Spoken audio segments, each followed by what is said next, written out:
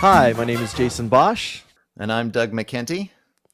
and I met Doug through, I was on his show several months ago, and we connected through Allison McDowell, who was also on his show, and Hmm. we found out that we agreed on a lot of different issues, but we also had some disagreements, but what was lovely about it was we were actually able to have a civil conversation, and so Doug came up with the idea of us doing a show together, a series together, where we kind of outline, what the differences are from like people coming at this from a different political or ideological backgrounds, but Hmm. have the agreement that there's something seriously wrong with those in power and with the systems that we're all operating within. So that's what this is. We're doing this series to try to hash some of these things out in a respectful manner.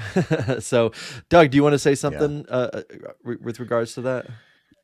Sure. I just wanted to start out by telling my own story and letting the audience know. I just to go back even to my awakening into politics in general. I was raised in a Republican household. I think a lot of people tend to just pick up whatever their parents' belief system.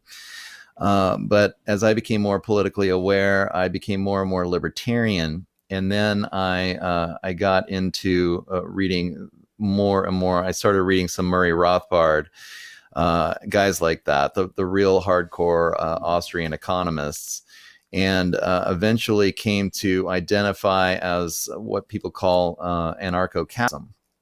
And that was just my political perspective for a long time. Uh, it was probably 8 to 10 years later before I really even met any other anarchists. This was before the internet was popular, and I ran into these guys, and they were anarcho communists. And I hadn't realized that there was this whole other branch of anarchy that had this completely different perspective on historical and economic evolution, and had kind of fallen on the side of the left right paradigm. I was so excited just to meet other anarchists. To me, it's like, how many anarchists are there in the world? And if we agree on that, then we should be pretty solidly agreeing on a lot of other things. But there was this real dichotomy between our belief systems, and we weren't really getting along. We didn't want to talk about politics together. It just was kind of surprising. And then as time moved on, eventually there was Facebook, and I got into a different anarchist groups on Facebook. Excited again just to meet other anarchists, like, hey, how can we organize, how can we work together? And very, very quickly all of the groups just devolved into these outrageous arguments between the ancoms and the ancaps, like, you guys are idiots, this is crazy, you have no idea what you're talking about, the typical bickering that goes on. And I just now, that was 10 years ago or more, and I have been for 10 years trying to understand, how can we overcome this left right paradigm. um, I got more and more after 9/11 into looking into what really happened, got more and more involved in the truth movement, and again, maybe just from my own particular perspective, I got into it and discovered that a lot of libertarians seem to be more open-minded to these ideas, that there was this kind of group of very, very wealthy people. In fact, I always thought it was ironic that as a libertarian, I'd be trying to explain to my progressive friends, yes, here's how the monopoly capitalists have centralized the means of production into their own hands, and this is what we need, to be working against, and we should be unified working against this. And they would typically laugh and call me a conspiracy theorist. It's just like, okay, I feel like I'm even trying to explain this to you in your own terms, but you're not seeing how it's working. My solution to monopoly capitalism is a true free market, but we're not even getting to that conversation, because there's always then just this instant conflict between the left and the right, and unifying the two of these has been so important and yet so impossible to me. So it's just been something that's really been on my mind, and I've been working towards trying to figure out how to wake people up to the idea of the amount of control that the upper classes have, but then also trying to figure out how to get beyond this left-right divide so that we can start working together against what's really going on here, just in terms of practical political organization. And then it seemed like when Bernie Sanders lost the primary to Hillary Clinton in 2016, there was a bit of a turning point, and I started to see a lot more progressives enter into the truther space, which I was really happy to see, because I've been waiting for those guys, at least again from my experience. Maybe there are other groups out there that were more left wing that were awakening to this alternative narrative about what's really been going on historically, and just how much the upper classes have been able to control things. But it was in that 2016, 2017 range when I started seeing a lot of progressive friends come over. And then we really started to have this vibrant conversation. What's really going on? What are the solutions? And I was excited about that. And yet here, just maybe 4, 5, 6 months ago, I think we've, as a collective, as a movement, there's been a lot of research that's been happening about technocracy with COVID. People started really looking at the World Economic Forum and what was up, and then really seeing the connections between, like, oh, this is what's happening with COVID, right? We've got this technocratic movement, and people have been talking in more general terms prior to this about concerns with Agenda 21 and world government and the public-private partnerships and even the technocratic movement. But with COVID, clearly it started to look like things were getting implemented. A lot of these theories that people have been having were coming to pass right in front of our very eyes. And so we're getting the spotlight's really turning on the technocratic movement and what's been going on. And suddenly there was this conflict within the scene between the more libertarian-minded people, and I was one of them, who had been excited to see the cryptocurrency space growing as a way to combat, in our minds, the central banks and the fiat currency monopolies that, in my mind, certainly are so destructive in terms of getting wealth to the people, and principally responsible for sucking wealth and productivity up into the hands of those that control the banking system. So the hope was that the cryptocurrency would provide a free marketing currency and could liberate a lot of people from carrying the yoke of this debt-based fiat currency system that is clearly so oppressive.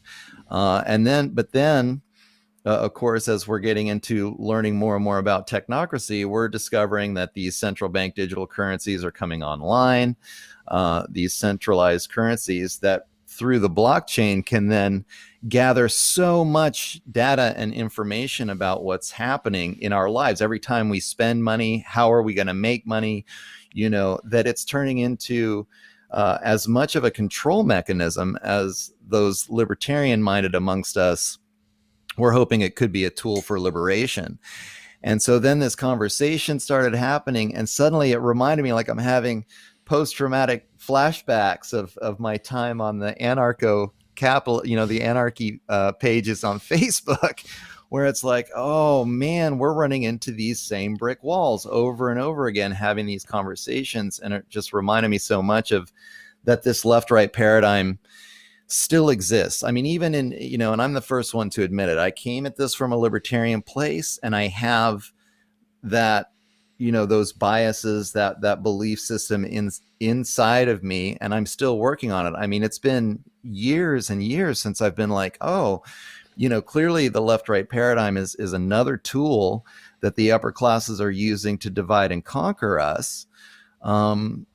And I've been trying to transcend the left-right paradigm in my own mind, but I do have some fundamental beliefs that make it challenging. And so when this conflict occurred in the truther space, I was really paying attention, and I was really trying to figure out how can we overcome this and transcend this and figure out a unifying philosophy to where those that came into the space from a more progressive place, more socialistic or even anarcho-communist space, how can we thrift between those of us, who came into it from this libertarian space, and then those of us who have come into it from this progressive space? I mean, what really is going on? And that was when I decided to have you on my show, The Shift with Doug McKenty, and we were able to hash out some of these differences and even the differences of opinion. And what I loved about talking with you is that we didn't get into those conflicts. I mean, like, it's possible to have an adult conversation where we can respect each other's differences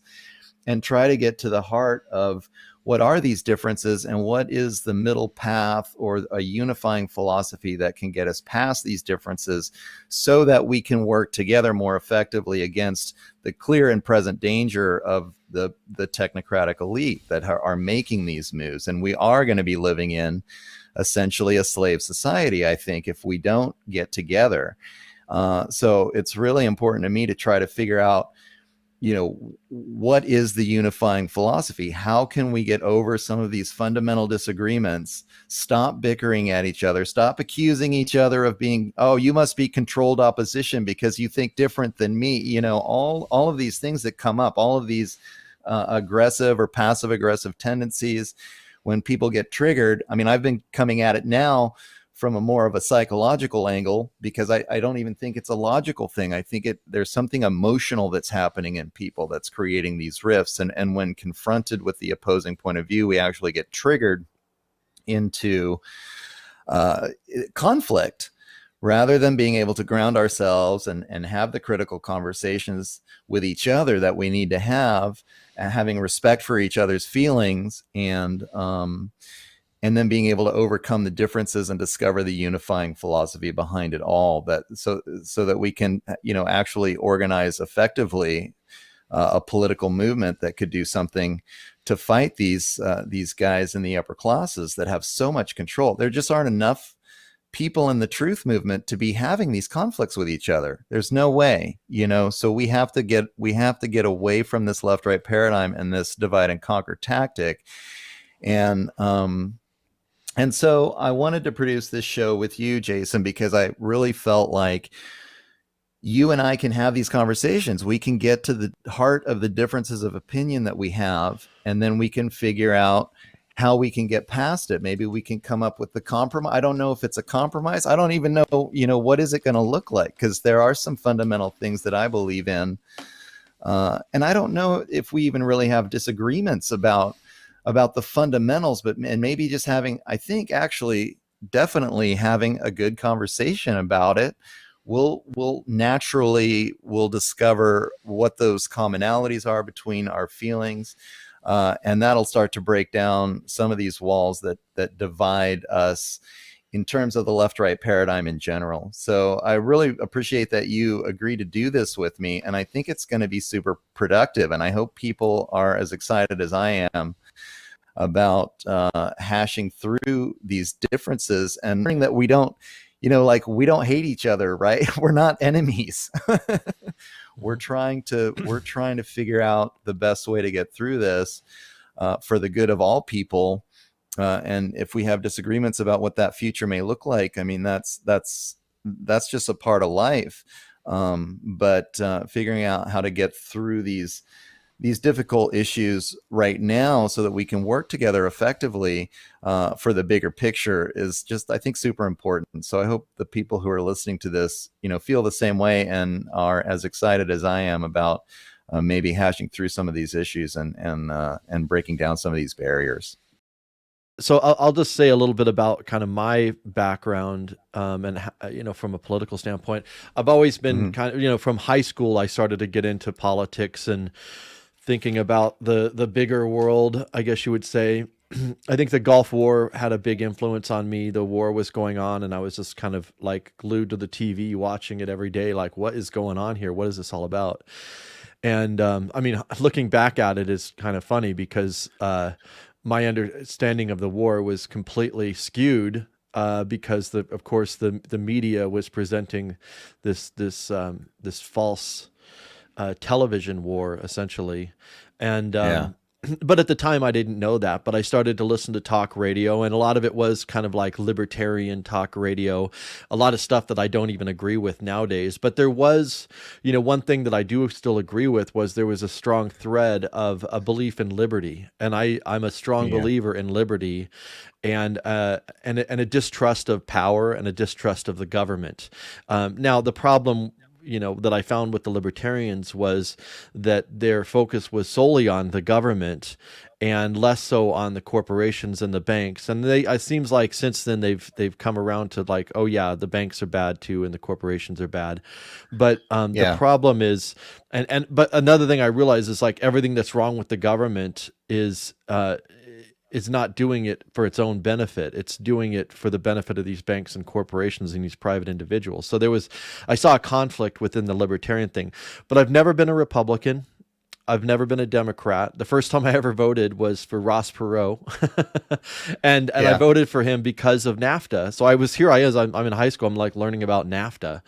So I've been thinking about these issues for a very long time, and I didn't see it as a left or right issue. I just saw that as the problems with NAFTA are still with us today of globalization. That was one of the first big. I think that was the first like major free trade agreement. And again, free trade, like this is the language of the libertarians. We want free trade, free trade. So, Hmm. I've been trying to figure this out and like map all this out. Now, I don't actually like the framing of it as the left-right paradigm. And the reason why is because it implies that there's a linear um, graph or something, and then the right's over here and the left's over here. I'm backwards on the Yeah. screen. I don't know if I did that right, but you know what I mean. Like the reality of the situation is more like a crazy Venn diagram that's got like hundreds of circles that overlap. I mean, that's kind of the way I look at it, because you'll find people agree on this issue, but then they'll have this one wedge issue that they're just staunch about, and then they'll just throw all these other issues out the window because this one issue. And the politicians, of Hmm. course, know that.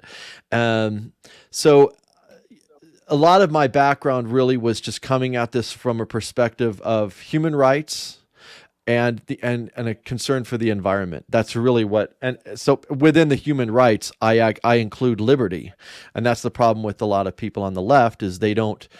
They're looking to government, and obviously we see today they're willing to throw liberty just straight out the window. But Yeah. I include liberty and civil rights within that basket of human rights. So in my 20s, in my mid 20s, I had watched a documentary about Sierra Leone, and I've always been interested in film and filmmaking. So I had this idea of doing a documentary about the Civil War that had been going on there. So I did like massive amounts of research, reading human rights reports and just learning everything I could about what was going on in Sierra Leone, and trying to understand. Like I didn't really. I'm like this. What we're being told about it didn't make any sense. It was just this random violence. Over what, I was like, what's causing all of this? Because I always want to dig to the root. Like, why is this?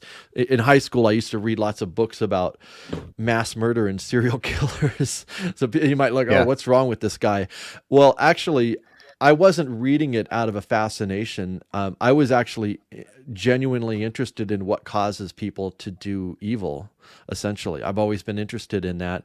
I had some traumatic experiences as a child that it made me really like what the fuck is wrong with people.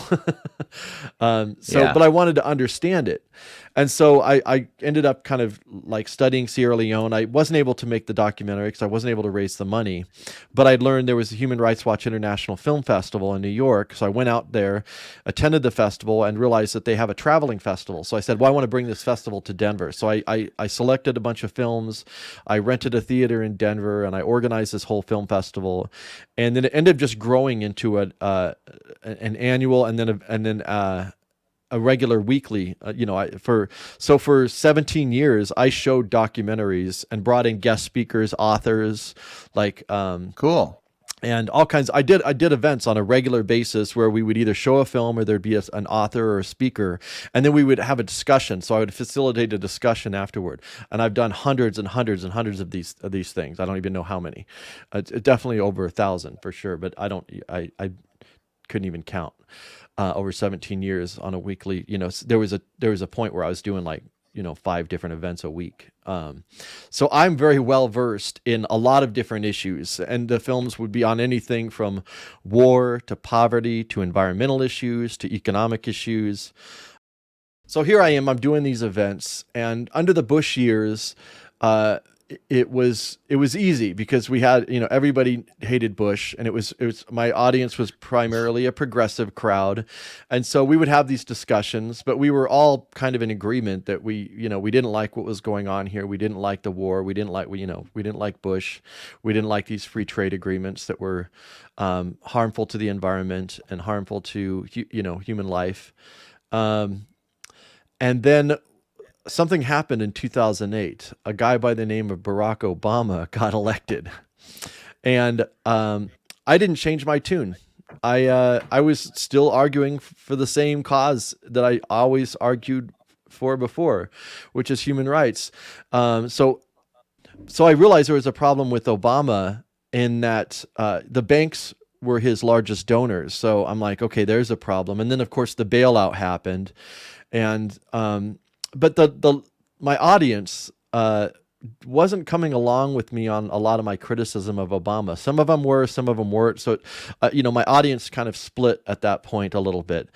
And also another thing that happened even before that, but probably around 2005, I started to study the banking system and the monetary system, and I realized what a massive, massive role that plays in shaping literally everything, every issue you can name. It starts with a bank, and the more I studied that, the more I realized that there is no solving any of these problems without solving the money problem, and so I was doing lots of events around that, and I found myself at the end of every event, no matter what the film or event was on, I would be talking constantly about the monetary system, and people's eyes would gloss over, and and I was really trying. There was one time where I did a 2-day, full day workshop on money. The first day was called how money is our master, and then the second day was money is our servant. So it was like problem, solution, and a lot of people attended that, and I think some people figured it out, but it was still, most people were still wanting to go to these nonprofits. So that was another piece of my education, is starting to take a critical look at the nonprofits and the NGOs. And again, a lot of people on the left don't want to go there because that's the solution. Just like the people, a lot of people within the crypto space don't want to criticize crypto because that's their salvation. So people on the left, the solution to the problem are these nonprofits and foundations. And I realize that there's a problem there, that especially the larger ones are intimately involved with creating the very problems, and have been from the very beginning. It's part of the business model. And so so the nonprofit thing, the 9/11, I've been involved with the 9/11 Truth since the very beginning.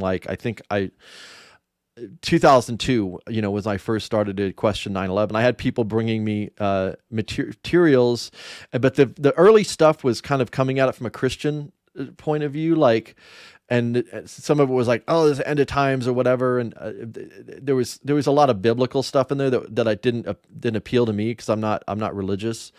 But I did eventually, see there is an issue here. There is a problem with what we're being told about 9/11. And then I actually hosted one of the first events. I'm certainly it was the first event on 9/11 Truth in Colorado. I got involved with the Colorado 9/11 Visibility Project, which is now Colorado 9/11 Truth. But we hosted a guy named Barry Zwicker out of Canada, one of the first journalists to actually raise the alarm about 9/11. And so that was another issue that not everyone was coming along with on, the conspiracy. You can't talk about conspiracy. Another event that I did that pushed more people away was I did I showed a documentary called House of Numbers, which was questioning the HIV hypothesis for being the cause of AIDS.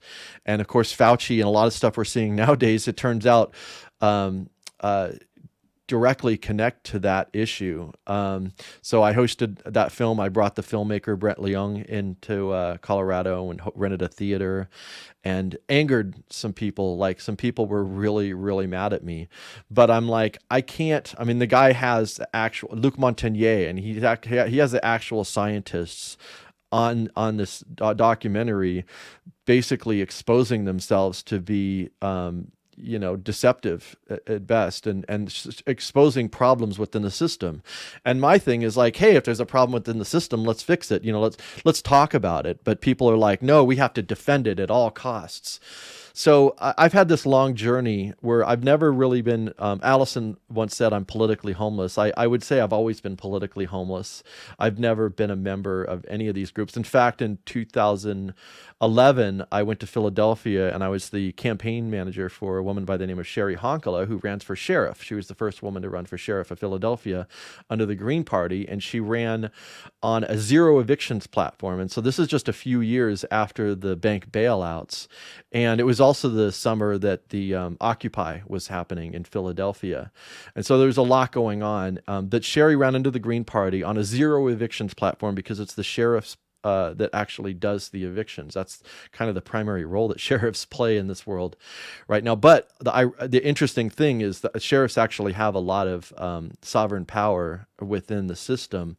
And so there's a potential there where if you had some sheriffs that wanted to stand up and do the right thing, they would actually have some teeth. It wouldn't just be symbolic. And that was a lot of the problem that I have with the left too, is a lot of the stuff they do is just symbolic and amounts to absolutely nothing. Let's write I'm showing a documentary about, crimes that are being committed, the unconstitutional things that our politicians are doing. And the answer is, well, let's write a letter to them. Like, well, they don't care about the Constitution or the law. Like, do you think they give a shit about your letter? I just, and that's not being cynical. It's just being real. I'm like, let's put our energy into something that will actually change things. But that starts with being completely honest. And so, then all of a sudden this COVID thing happened. And well, let me go back. The 2016 election, I voted for Obama in 2008. I plugged my nose, and I knew he was going to be I knew he wasn't going to be what people thought he was going to be. But I was just tired of Bush, and I'm like, okay, fine, I'll vote for Obama. And then when he ran for a second time, I just made the decision I will never, ever, ever again vote against my conscience. And if that means not voting, if that means voting for someone down the block from me who's only going to get one vote, my vote or whatever. So I voted for Jill Stein, even though I don't agree with everything, all the positions that she has. So, but on the Green Party thing, so people say, oh, you voted for Jill Stein and you ran a campaign for a Green Party person. You must be a Green Party member. No, I'm not. I don't support any political party. I agree with the Green Party on a lot of things. I disagree with them on a lot of things. So I don't belong to any, I'm a free thinker. So 2016 is the election with Hillary Clinton and Bernie Sanders. Of course, Bernie Sanders had his the primary stolen from him. That was pretty clear. I was actually there in Philadelphia. In fact, the woman Sherry that I ran for sheriff, we did an event outside of the convention, and it was called Beans for Hillary, and so we were serving beans to people outside to have a fart in because the whole process stunk. That was the whole idea of it. It was just a comedy, like going back to the old 60s, like comedy, activism sort of thing. But but from that point, again, I had a lot of people really, really mad at me because, oh my God, there's this guy named Trump and we cannot let Trump in. So we need to support Hillary. And I'm like, I don't support Trump and I don't support Hillary. Absolutely no on both of those, but that's not an option. You have to pick one of them. And so that was another further rift. So my whole process, it was like from like 2001 to like 2008 was me building up this audience of people that were to have these discussions and growing something. And then from 2008 on was just the disintegration of everything, a process of disintegration. And now coming back to what we're here to talk about, which is because of there's some fundamental disagreements that we have. Like, to me, liberty is off the table. You want to take away my rights. That's not even an option. Like, I'm not going there. Like, I can agree, we can have a discussion about healthcare or other issues. And even those discussions are complicated because the left is like, we want everyone to have healthcare. And I agree. I want everyone to have healthcare. And I think it should be free. I actually think it should be a public utility. I want good healthcare, though. Like, the healthcare system we have right now is shit. And you have people on the left that are like, we need to get these poisonous drugs to Africans. And I'm like, that's your activism, to fight to get these pharmaceutical drugs in the bodies of Africans. I'm not going there with you on that one. But yes, I want healthcare. I want us all to have healthcare, but I want us to have good healthcare. And what we have right now is shit. So anyways, COVID happens, and it was a process. I've been learning ever since it started. I've been studying like almost daily about what's behind it. And of course that leads to the World Economic Forum and their Great Reset / Fourth Industrial Revolution. It's a process that I'm in the middle of, but it's also, I think hopefully it's the final, the division is done. And now we can start to build back up again. That was a very long thing, but I don't know. Anyway. Well, am I unmuted now? Yeah, no, you're good. You're good. Okay.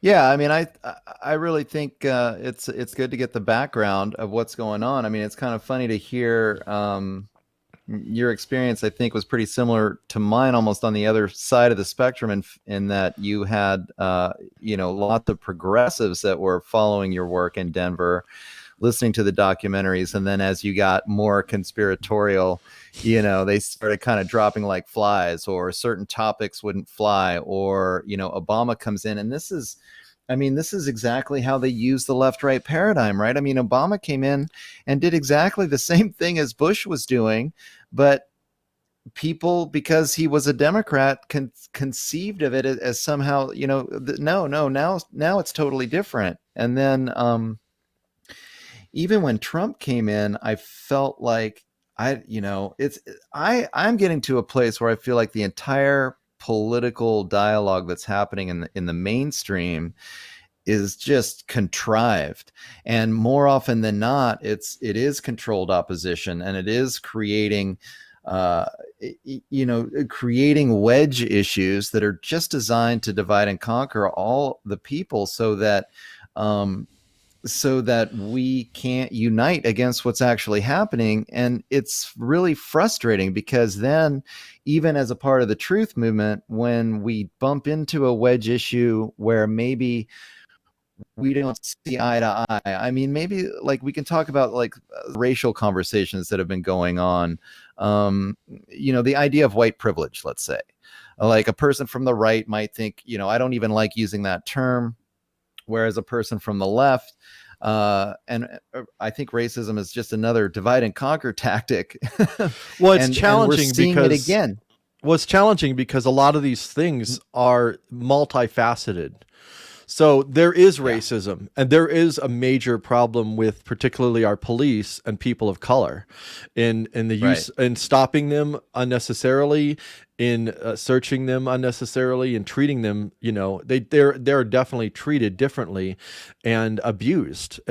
So there's a real problem. Like, everyone that's upset about Black Lives Matter should go to a Black Lives Matter rally and just have conversations with people, because it'll add a lot more layer and context to the thing. Because yes, Black Lives Matter, you have this organization that's getting massive funding from billionaires. Like, they don't give a these people don't give a shit about racism or police brutality. They're using it. They have a political and an economic reason for doing what they're doing. But you can't just look at that. The people that are like upset about the Black Lives Matter need to incorporate the genuine and sincere grievances that people have on the street, and you might be able to. And I was really frustrating, because I would go to the marches, and I'd see these white people standing on the side road, like yelling, "You idiots!" and like just yelling at them, and it was just like, oh, this is so stupid. Yeah. Like, so I both agree with the criticisms of Black Lives Matter as an organized, funded, nonprofit, corporate focused thing. I mean, but I also agree with the protesters. So the question is, how do you find a space in there where you can hash out all of these different things that are going on? It's not just one thing, Right. I mean, I have a different story to counter that, actually, which is a friend of mine who was a staunch progressive, found out that a number of her friends were Trump supporters, and they convinced her to go to a Trump rally. And she literally went to the Trump rally with her phone so that she could, capture all of the instances of racism and all, the horrible actions of these conservative people, as she had come to think of a Trump supporter. And she was just blown away. There were lots of people of color at the Trump rally. Everyone was getting along. People were concerned about, individual freedoms. They weren't, it just wasn't at all what they were hearing from the mainstream media. So it's so funny that I think literally Trump supporters and Black Lives Matter people should be hanging out together, because they're working towards the same end game. We all have the same goals. We're all being oppressed by the same group of people, these people that have wealth beyond comprehension or understanding, that are clearly taking advantage of the labor of all of us. And while it's possible, certainly, to show that some people are being more oppressed than others, we're all in the same boat. And if we don't figure out how to unify, and the mainstream media is doing exactly the opposite. I mean, the mainstream media is cultivating these divisions, and so many people are listening to this, that it really creates a lot of problems. And then I think people need to stop even self-identifying as part of a group so much, and realize that all individuals are different. We all have different perspectives and different issues that we care about. And the more that we identify with the group, the easier it is for the group to spoon feed our belief systems. I mean, I've seen, especially with COVID in the last year, I found that my progressive friends are the ones that are being, what I consider, radicalized into fascism, I agree. way more than these Trump supporters. I mean, to where I'm afraid to speak out in my community, because the lynch mobs aren't out yet. But I mean, if I walked into the grocery store without a mask on, my God, it'd be close. Well, it's funny on that, because people argue with me online about that, as if we're just having a debate. And I'm like, there's a huge difference between my side and your side, in that I'm actually just trying to, I'm not trying to tell anybody else what to do, first of all. Yeah. I'm trying to protect my own rights to have my own choice over my own body, and also my own rights coming here in the near future to still be able to participate in society based on my own personal choices. And their argument is actually backed by state and corporate violence and threats of exclusion. So there's a huge difference when you're having a conversation with someone, when on one side of it actually has all the police forces behind them, essentially. I mean, basically you can't shop, you got to do this. Are they going to, who knows what kind of measures they will take in order to coerce or force people into getting the shot, which I refuse to do. I've done my research. I don't believe in them. I don't think they're healthy, and I absolutely do not trust the corporations and the individuals and the bureaucrats and the politicians and the media who are pushing this. And Yeah. So there's a huge difference between these two things. Yeah, I mean, I think one of the main reasons why we can even have these conversations with the differences that we have is that the two of us both agree in the sovereignty of the individual and the importance of individual freedom and certainly bodily autonomy, which is, it's just shocking to me how few people in this day and age and on purposefully done through the education system, I think, have just tossed aside the idea that adults are sovereign and should be able to make decisions for themselves.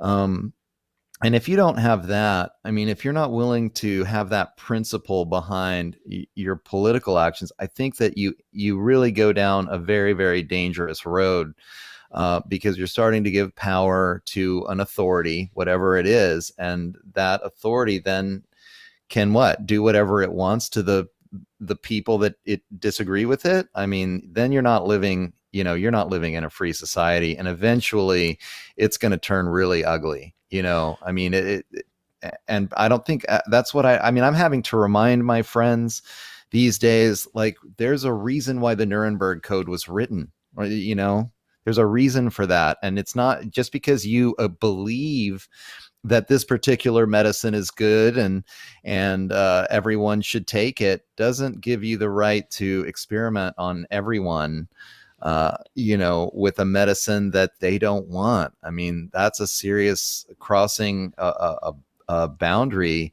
And when you believe that the state is allowed to cross that boundary, I mean, that's when things get ugly, and they always get ugly. And that's my biggest concern right now. And everyone should be concerned about that. I mean, Yeah.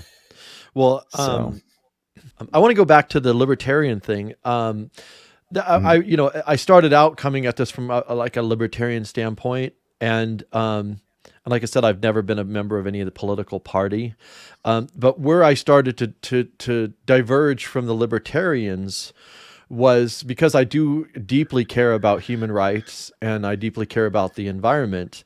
And it didn't seem like there was much of a concern about, at least about the environmental part, recognizing some of these larger systemic problems with the economic system, essentially, and using the language of free markets, for example. And so I started to kind of like, what is this? What are markets? What are capitalism? What is capitalism? And realizing that, as I learned about anarchism and capitalism, I realized, well, wait a minute, and learned about money.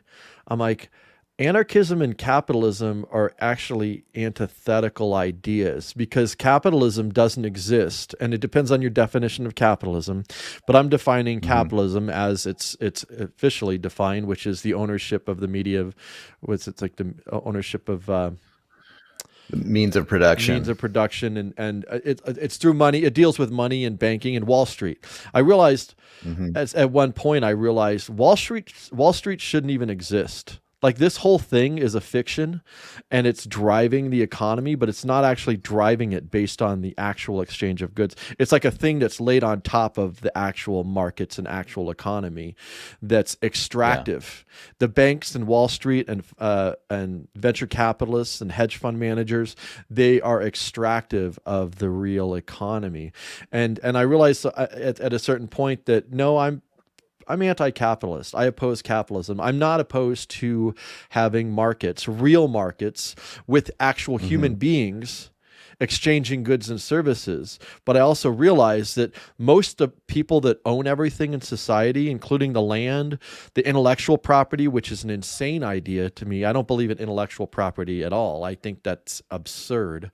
I also realized property. I started to study property, and how do we solve this problem where you have property is a monopoly. It's a natural monopoly, and I was like, well, what I really care about are human rights. A human being has a right to live. So you have a right to have a home based on your right to live. Your right shouldn't be mediated by this money that's created by it's created by private banks with the authority of the state. And so capitalism, Wall Street, none of this stuff exists without the state. It's the state that gives them the authority. It's the government that gives them the authority. Right. So on one hand, the anarcho-capitalists are saying, we hate the government. And on the other hand, they're like defending in many ways, like corporations and the corporations, I think, were active in actually cultivating that and realizing that within the libertarians, I think the libertarian movement, if it were taken to its logical conclusion, would actually be a great threat to the system because it involves liberty, it involves taking back the power of money creation, it involves the elimination of corporate personhood. You know, and even the limited liability corporation is, I think, in question here because you have a system that's set up to remove individual human beings from responsibility for their actions, and corporations can do damage to the earth, and they live forever. They could pay a fine; it doesn't matter. They'll just put it on the budget. The lawsuits, that doesn't mean anything to these corporations. They just add it to the ledger. And so there's a lot of this, I came to this understanding of like, what's real? You and I are real. Human beings are real. There are real physical material goods in the world. And so we want to create whatever systems we create, needs to be paramount. The actual human beings, actual communities, actual ecology, and not mediated. Like first you need to get money in order to do something that's good. And I think that if you want to do something good, the money should you should be able to create the money to do it if you need to. Like everybody goes on about fiat currency. I have no problem with fiat currency if it's created to do something good. So what's the result that you want? Then you can work from there. But it's like they do it the backwards. They like, well, first let's get money and then we can go to the result. But in getting the money, you have to compromise all your ethics and values and morals. I had a real problem, but I still consider myself very libertarian, but I'm anti-capitalist. I don't believe in property as we define it now. I would support having. I'm very questioning government. I don't trust power. Whether it's in the form of a government, a religious institution, a corporation, a bank, a nonprofit, NGO, foundation, whatever. But I also believe in the commons. So I believe that to have some kind of arrangement set up that manages the commons and has, like public utilities, electricity, those things I think function better within, whether you want to call it a government or something else, but having something that manages all of that, where we all have ownership of it, so to speak, or however you want to frame that, but we all have access to it, that it belongs to all of us. So I believe in that idea. But it's a difficult thing to deal with, because how do you create that system without allowing that management of it to start to do things that are against the common good? So it's not an easy thing, but I would say that the libertarian solution is just laissez-faire, everybody gets to own everything. That doesn't work either. So there's problems on both sides that need to be resolved, and I don't claim to have the answer here, but I do know that there are serious problems with both the left, so to speak, belief in government to solve all these problems, and then also with the right, or even the capitalist or libertarians, who just think that business and private ownership can solve all these problems. Then I had this discussion with a friend one time about, like, okay, someone owns a piece of land, like let's say there's a valley, and then there's two cities, within this valley, and someone owns the land in between these two cities. So they have the right to extort money. One of my big things is tolls. I can't stand, my blood boils when I drive through tolls, because it's just, to me, it's highway robbery. It's like, who are you? You don't have the right. This land was given to you, doesn't belong to you. The money's going to wherever. It's not, very little of it even goes to like actually public things. But so this person gets to own this land in the middle, and then he can extort money from anybody that passes through because it's a natural monopoly. And I was like, you think that's a good system? He's like, yeah, I do. And he's like, he can charge whatever he wants. And I'm like, okay. And he's like, but if someone wants to kill him, they can kill him. And I'm like, that's just, and then what? Then they take over and start charging people. I mean, so there's a problem Right. there. I'm not claiming to have the answer, but there's a problem there. So I do believe in I absolutely oppose the government we have. And I don't even have a problem with like not calling it a government, but like some sort of management of the commons, what belongs to us all. So there's a difference between the individual versus the collective, and both things are actually really important. It's important to maintain individual rights. It's important to deal with our collective welfare, and even the welfare of the future generations, like the Native and American, the indigenous idea of 7 generations. Whatever you do, we should think about how this is going to affect. Sure. And we don't do that. And our economic system, and even like we were going to talk about technology, like there's a big problem with technology itself, period. Like the mining, extraction, toxic, there's so many problems with technology. This microphone, I mean, all this technology that we're using. So I'm not saying I have the answer, but we need to actually address that. That needs to be included in the conversation. But they're like, nope, it's just crypto. Hey, this crypto uses less energy. Well, that's great. It's still a problem. Like we need to have our conversations need to incorporate all the different issues that people have. And not just like it's on like a war of attrition. It's like, nope, this is my side, and we're going to ignore everything that Right. challenges our position or whatever.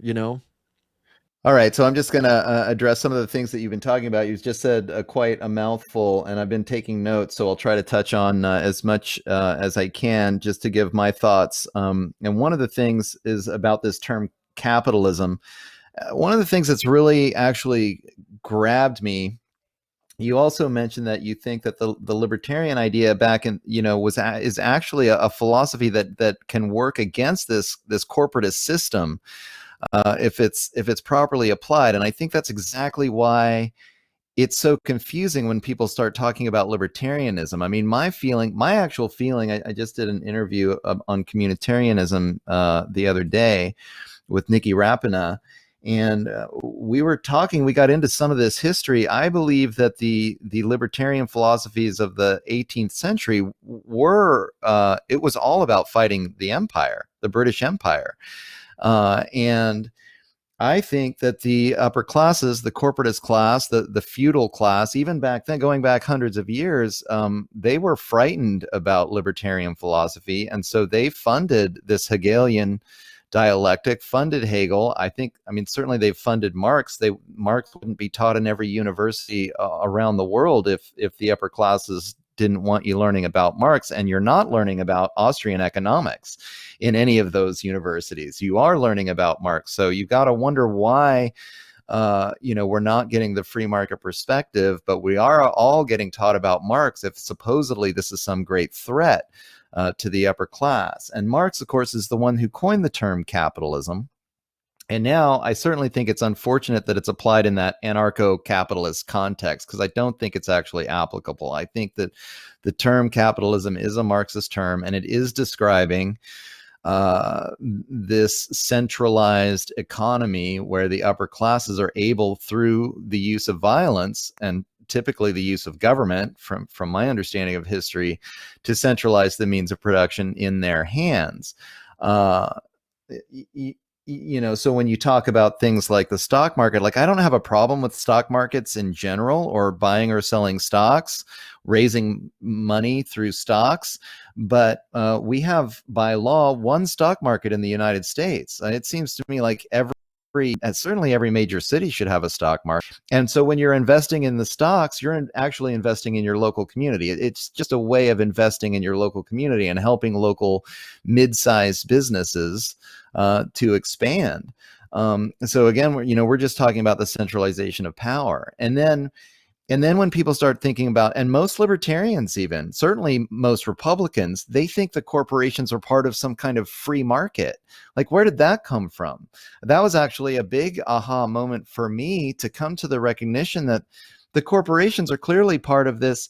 And now I've done even more historical analysis. It's very clear to me that the corporate system is just a part of the same system of empire, the same system of colonialism that's been going on for 3 or 4 or 500 years. I mean, this is something that started in feudal Europe, and it was the way that the feudal lords centralized markets and created monopolies. And now it's grown into this transnational corporate system, and most of those corporations make most of their profits off government contracts. They don't even make most of their profits off of selling to you and I and all of the goods and services that we buy from them. It's all part of this government corporate that, to me, clearly ties into imperialism and colonialism, and has grown out of Europe and Europe's way of colonizing the rest of the world and imposing monopolies and centralized economies all over the world, that cut out, any kind of, it's certainly not free trade in the libertarian sense. And the corporate system is that's what it is. It has nothing to do, in my view now, with libertarianism. And libertarians who feel like corporations are somehow part of a free market as opposed to government, I think they're just misinformed. And they should really rethink their position, because people who believe in individual liberties and people who believe in free markets should, by definition, be anti-corporate, because the corporations and the government, they work together to centralize the means of production. These are the tools that the wealthy elite, the colonizers, the empire builders, have been using for hundreds of years to amass wealth beyond their value, right? And to steal wealth from everybody else. So that's a really important point to make. And I don't even really like to use, if I use the word capitalism, I'll say crony capitalism or monopoly capitalism, to distinguish it from any kind of a system that's really talking about a free market. And even, like you brought up NAFTA earlier, NAFTA, it's hilarious. They put free trade in these bills, and they're not about free trade. These are deals between corporations and governments to monopolize resources, right? It has nothing to do with free trade, which free trade is what happens when a person makes a deal with another person to trade their labor or trade their, a resource that they've acquired for something else that's of value to them. And so these, thinking of things in these larger, I don't know, within the larger context, even, I just want to throw out the Hegelian dialectic altogether, because it makes it creates this feeling that we're all, not only are we fighting against each other, the Hegelians versus the Marxists, or the right versus the left, but it makes us all think that we're all a part of this huge historical evolutionary process that's sort of predetermined. And I don't feel that way. I think that we all create our own lives based on our individual choices. And that's the kind of political philosophy that we need to start building upon, where people recognize that individual sovereignty is just the reality of what life is. And I do hear you when you talk about the community, but I have some concerns, because to me, the community is an idea. Like, we can all have an idea of what would be best for our community, but ultimately individuals make choices. And so, we can talk about community welfare. I'm not saying that such a thing doesn't exist, but I am saying that it's a dangerous ground. I mean, I guess from my point of view, protecting the individual's right to make choices is what's best for the community. But that's not absolute, though. I mean, you don't have, the choice is, someone has the choice to set up a system where they get to create money, or let's say they created a cryptocurrency, but they have a lot of cryptocurrency. Mm-hmm. They have a lot of power over others, and so they can individually make a choice to level a forest or pollute a river or something like that. Right. I'm not down with that, and I don't think it should just be like a Wild West sort of thing where, like, okay, Well, but Having again, some sort of structure to deal with that makes a lot of sense. It doesn't. It's not a you like either have like no government or you're going to have like totalitarianism. It's like that's just not really the case. You can have but I think having it be based on human beings that actually have real relationships with one another. right. So I'm real big on the local thing. I'm not real big on like people that are far away in Washington, D.C. or now in Davos, Switzerland, making decisions for the rest of the world. I'm absolutely opposed to that. I do think having like some sort of constitutional foundations, like, okay, here's the basic rules, like real minimum basic rules for us to go by as a society. I don't think that's a bad idea. But other than that, I'm really, I think local people, if you're not going to shit where you eat, it's so that I don't know if that was a good Right. analogy, but Well, you know what I'm I saying? Like think you people and I care about their own communities. You don't need to like, have a law for exactly. them to like not destroy where they live, typically. And we, people look at poor people and like, oh, look how dirty they are. It's like, yeah, it's because they have no ownership or control over their own lives. Like they don't give a fuck, because everything's been taken from them, Right. But Well, I think there's a lot of truth to that. you mentioned person to person. So, but that's not what we have here. And that's one of my problems with economists in general, because I think economists are scoundrels. I don't care if you're left or right on that, because they're dealing in theoretical models. The first book I read on economics was The Worldly Philosophers, which goes into Adam Smith and Karl Marx and who are some of the other ones. I should grab. I still have it back there somewhere. I should revisit it, but it goes into the philosophy, and that's the problem with a lot of this stuff is it's built on theoretical theory.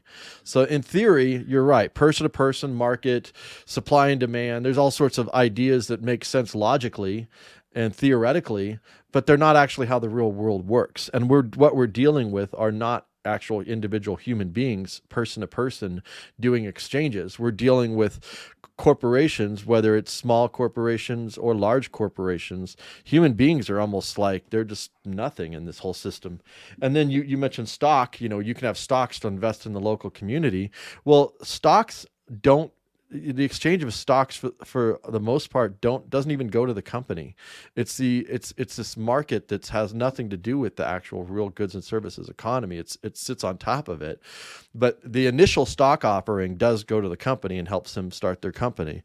But beyond that, like, yeah, there'll be dividends or whatever in stocks, but a large chunk of stock trading has nothing to do with any actual markets. There's markets on speculation.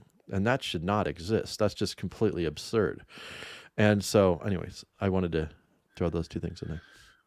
Right. I mean, I think you and I do have a little bit of a disagreement. I think where we do agree is that everything should be very decentralized. To me, that's the actual. I mean, that's the I'm real with you there. gist of the conflict, right? Is we've got the people that want the one world government because they think there's a one truth. And then they want to impose that truth on everybody else. This is the most efficient system. Everybody has to use this system because our experts designed the perfect system.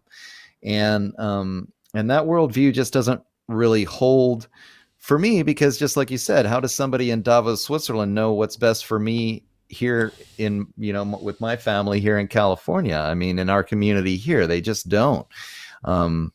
And so I think we agree on the decentralization part. I feel like if things are decentralized, then I don't, for one thing, I try to detach myself from what may happen. I mean, if we lived in a completely free society, I think there will be stock markets and I think there would be currency exchanges and these exchanges in my mind, I mean, if they exist, they serve a function for somebody. And I can argue about what function that may be.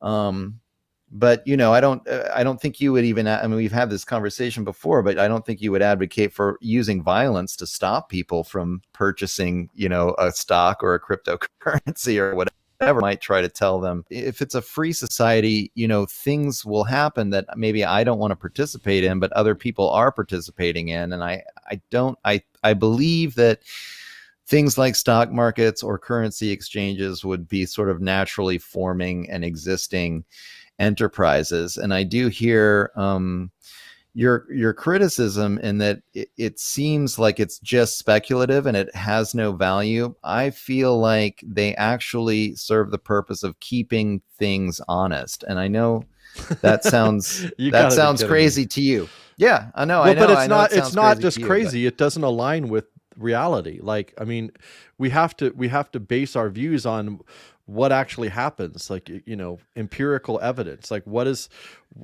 do you say to back that up? well, I mean, if people are trading currencies and somebody tries to inflate their currency to create a monopoly market, then that currency turns into crap on the currency market, That's and not so it true. stops. That's not true though. I mean, time and time again, we have the whole thing is built on inflation, and it's still floating. You know, it's still doing its thing. It's like it's not. Well, There are sure, no sure. market corrections. This whole thing is built on fraud. It's Well, that's currently sure with a centralized system, of course. I mean, that's why they centralize power, so they can inflate the currency to no end it's not and just a spend as much central. of I it as mean, I they have. agree it's centralized, but it's not just centralization. You can have the snake oil salesman and you can have the charlatans get away with a lot of shit. Hmm. But and I'm not saying, you know, you're going to have that. Fine, whatever. You have crooks out there, but to have it institutionalized, even privately, is a problem. Now, how to deal with that? Like I said, I don't really. I'm not saying coming in with violence to stop it, but not endorsing it because it's not a good system. You know, it distracts. What it really is about power. Who has the power?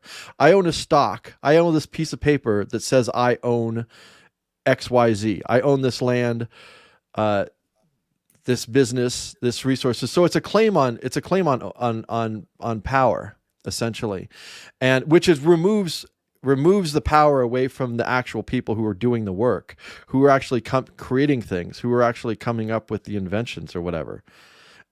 And then we can get into Well, let's how and then we can even get into how markets, um, you know, the ecology and and things that don't have a actual voice or say in this whole situation are just railroaded within that system, because you have your right is through property. So I own this stock, therefore I have the right. It's giving you all these rights that a lot of them you really shouldn't have, and we shouldn't accept that that's acceptable. You know, as a society, as a culture. You know, I'm not saying we necessarily need laws. I'm just arguing that because I believe in free will, but I'm arguing that that's not a good idea. That's not a good system to operate, to have our relations based be primarily on markets and money, however that money comes into being and is created. You know, that doesn't mean that it can't be used, but I just wouldn't. I wouldn't build the whole society around that.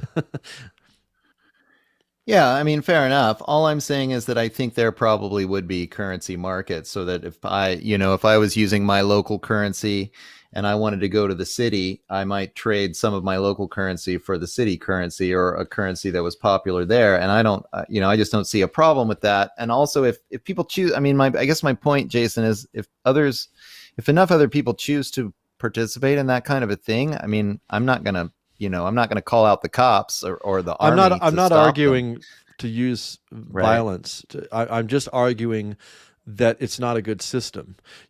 I mean, Sure. money is a fiction, and I think that we shouldn't base our society around fictions. It needs to be based around the real natural world, real relationships, Right. real people, real communities, and you're taking this fictional thing and then you're making um, it it become a prerequisite for other things. It's a mediator. You're having this fiction become a mediator, which I mean, so you have different currencies that like how I've yet to find a currency that is really, really great. I like the idea of time banks because that's core. Hmm. That's like, okay, I did this.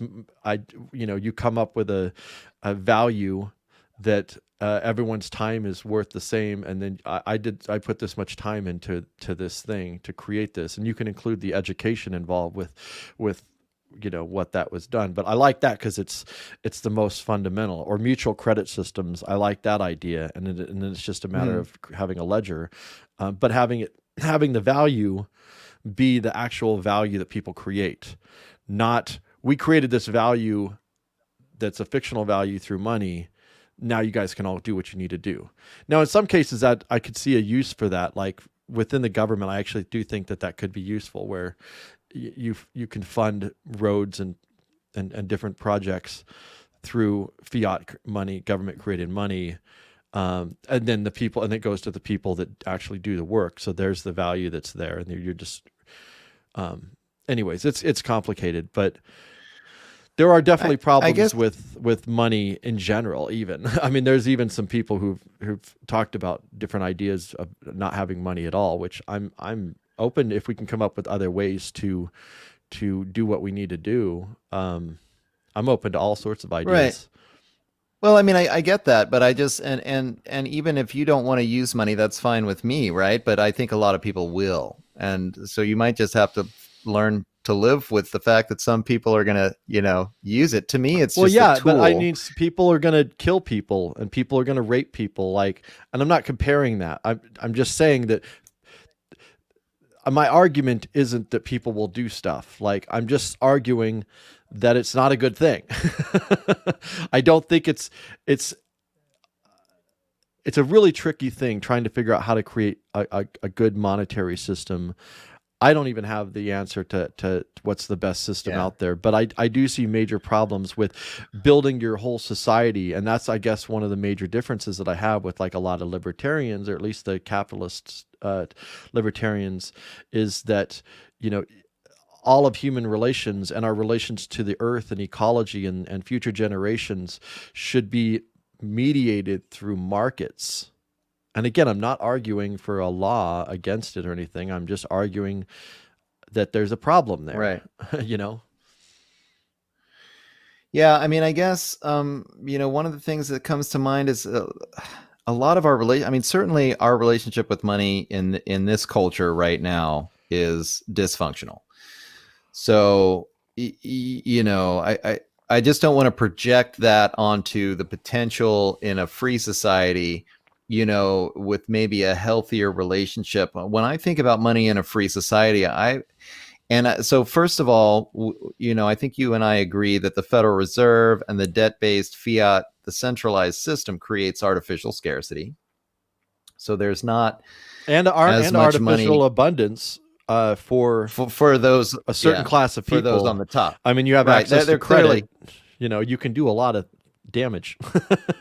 Right. So let's, if we have a world where that artificial scarcity is not allowed to be created, we don't have a centralized system. Anybody can create a time bank in their neighborhood and start trading, work hours, however they want, and then. And we could just start building it from there. There's 1,000 different ways to make currencies, actually, not just cryptocurrencies or printing money. But I mean, people used to use sticks. People have used tobacco leaves in the past. People have used shells, right? I mean, but I will argue that a lot of the stories that are told in economics courses are just made up. They're just made up stories. And so that's why I really like the whole. There's a really great chapter in David Graeber's book called The Myth of Barter.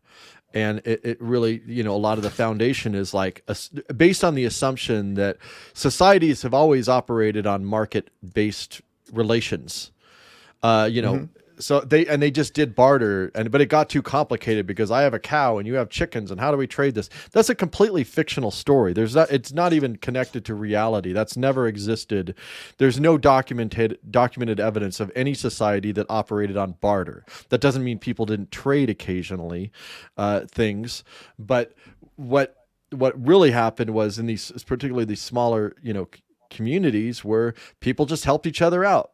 People came together without any incentives of money or anything like that. They had the incentive of community and the incentive of, hey, we need food, so let's grow some food so we can eat, and then we all shared it. So societies, from the anthropological evidence, existed more on a gifting type of economy than a market economy. Yet economists Sure. want us to believe that we are fundamentally just about trading and getting into like the problems with even viewing the world through numbers. Like how much did you give me versus did I get enough for what you got you and you know keeping a record and keeping a tally. That actually changes your relations with your family, with your neighbors, with your community, Right. with ecology. And so there's something like fundamentally wrong about viewing the world through like numbers, as you know what I mean.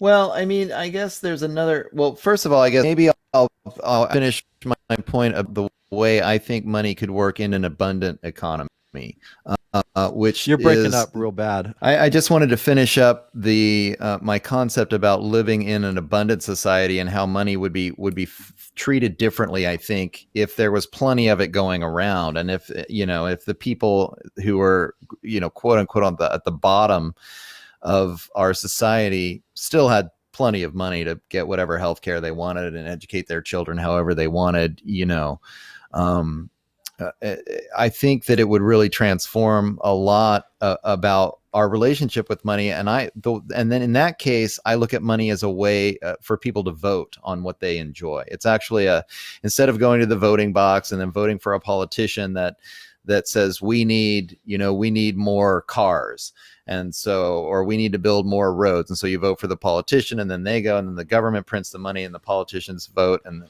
they build a road. We just have the money, and we pay for joining the road collective or whatever it is. We pay to help to build whatever, or whatever good or service we like. We like the phone with, this attribute instead of that one. And so we're willing to pay a little bit more. And what I like about it is instead of voting yes or no, you also get to vote how much you like it. If you like it enough to spend, a lot on it, then people are like, oh, people are willing to spend a lot on this. They like it, and maybe I'll make more. It's kind of a way to decide the direction that your community is going to go in, without having to have a big group meeting and have some kind of conversation. All you need to do is vote with these, tobacco leaves that you have, or whatever kind of money it is that you're trading.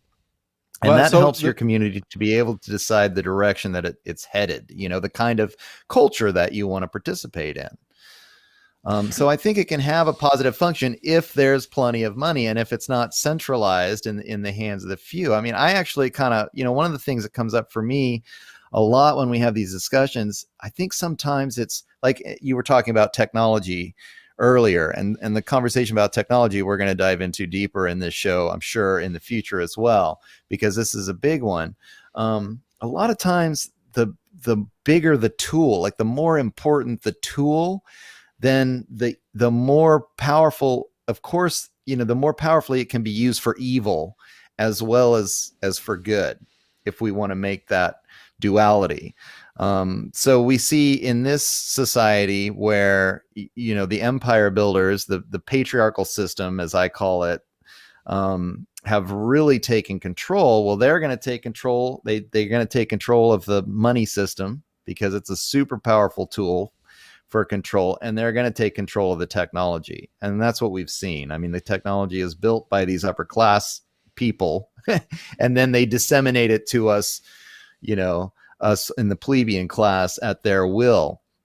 So we're not deciding, what technology should be developed. We don't get to decide how much to pay necessarily. I mean, there's some semblance of a market where the new TV comes out and it's really expensive, but the technology inside that new TV came from DARPA and was funded in a classified, operation, and the military have been using it for 10 years before the upper classes, or who, I can't even speculate on how technology leaks from these government facilities or, these classified places into our economy, and they control it using patent rights and intellectual property, which I agree with you. The intellectual property thing is crazy. I think if somebody buys, if you buy a computer and you back engineer it your own, then you should be able to sell that because you've learned how to build it. You figured it out. So Yeah. Well, the thing about money, though, is like how it's created and what it represents is extremely important. So if you have someone that creates a money and he convinces everyone to start using it, at a certain point, that person has an incredible amount of power. And I don't want anyone to have very much power. And also, someone has Well, money and they vote, and a whole bunch of people have money and they vote to buy something that is environmentally destructive or exploitative of other people's labor, um, who, based on this fiction of money, there's a problem there. I'm not saying I have the answer, but there's a problem there that needs to be addressed. sure. I mean, again, if we lived in a society where people are individuals and they're able to protect themselves, and this kind of like, I know you were talking about the comments, we have this disagreement here too, where I feel like there is a place for a property rights system. And we've talked about this because I prefer to call it stewardship rights. I don't think we can own the Mother Earth, but I think we can take care of her. And how one way that we might be able to do that is to have a boundary around our living space. And if someone engages in toxic trespass, so some poison from their facility gets onto our property or gets into a creek that gets it onto my property that I'm stewarding, I have a legal recourse to go to that person and say, you've got to clean this up. Yeah, and I have no Um, issue with that and at all. yeah, I think it's a good self-defense mechanism. I would support having laws, and again, like it requires some kind of a government to do this, but I think it does make sense to have some sort of mediation and some sort of basic ground rules. But giving people exclusive rights to a certain piece of land for their living or for a business that they're running or something like that. So it would have still many of the same attributes of property. It just wouldn't have that absolute right to use and abuse as they see fit. In fact, I have it's really hard to read about property rights, but I have a book called The Land We Share, and it kind of goes into how it was really the Industrial Revolution that changed this idea about property as having, being more rights oriented rather than rights and responsibilities. Because even when the U.S. was Right. founded, it was you had just as much responsibility as you had rights. You couldn't, and there were issues like you couldn't just poison this river, do something that was going to affect your neighbor, and then the laws were there to kind of mediate that. Yeah. Not to say that system was good either. I'm just saying the Well, idea, the industrial age, they said, well, what we're doing is so needed for the war effort and so for sure. society and civilization that we need to have laws that give us more absolute rights to basically use and abuse. And that's what happened is the concept of property as we see today is actually fairly new. It's less than 200 years old. This idea of Yeah. I own this and this is mine and I can do whatever the fuck I want with it. That's actually a pretty new idea. So I would still have those. You'd still have like some exclusive rights for somebody, but it would be based on them as a human being. I have a home and it's my right to live. Therefore, that's why I have, not because I paid money for this thing. Therefore, my right is based on this money that I paid. No, the rights are Well, because sure. I'm a human being and I have a right to live. That's where the core of the right comes from. Not the property is like displaces that. It's like it's like rather than going directly like you have a right to live as a human being and you're living here in this house and therefore no one has the right to trespass upon you. Versus I paid money for this thing and I'm not even living there. This is my second home. Like whatever, like, but I have a right to, so the military and the police are going to protect this property, not based on any human rights, but based on the rights of money, the rights of capital. So, it's a different orientation. Right. Well, that's an interesting point because I mean, to me, any concept of property rights grows out of that concept of everyone owns their own body. And it's not even, I mean, even to use the word I don't ownership, even like that everyone framing of has, it. right. Everybody has bodily autonomy. Everybody I has agree with individual that. sovereignty. That's all that I'll say. And then anything that grows from that is just, to me, a system of self-defense against toxic trespass or against, and so, that's where property rights, and like, again, that's why I want to change the name to stewardship rights. I don't think we have, I don't want to call it property or ownership. These are all patriarchal terms, and it gets into the idea of slavery. People think that slavery, when you start talking about property rights, a lot of people say, well, that just justifies owning another human being. Well, no. You can't own not them. when You the can whole rent concept them. You can rent them, but you can't own them anymore. with their consent. You can, But consent is you can trade with them. a kind of a questionable thing. So you have a situation where someone is really desperate and they're poor and they can't do anything without this fiction called money. Sure. And they don't happen to be the creator of the money. So let's say it was even a private cryptocurrency that was created that everyone had decided to agree with, but this person doesn't have any of that. So they're in a situation where your choices are, become much more limited. You can starve and die. And we're going to see that happen actually with the COVID thing. If they start to exclude people from society because they're not obeying orders or whatever, you can, so you don't have, is that really a choice? Like your choice is to starve and die or do what the person that has money tells you to do?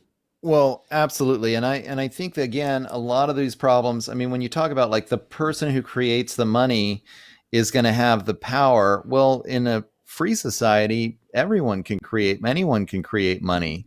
And so but if everybody's not using it's pointless. Like, hey, you know what? Like, I don't have any money, well, right.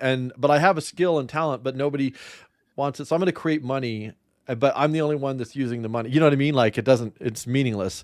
So just natural natural monopolies. Well, but what I'm saying, but I don't think money could possibly be a natural monopoly, because you could easily create any kind of, you could create this time-based money system that you're talking about. You can use anything for money. And so if there's a scarcity of money in the money supply from a monopolist who's trying to hoard the money, then create another currency. And I think communities could have multiple kinds of currencies. I actually think in a free society, each industry there would be industry currencies where, if you're in the alcohol business, you trade in but you're going to get skimming and you're going to get bills. corruption with the exchange of those currencies. And we've talked about this before, but the problems, I want to just keep things to its core. Like, what do we want to accomplish? I want, people to be able to, everyone should have a home. Like, it's ridiculous that there are people that don't have homes.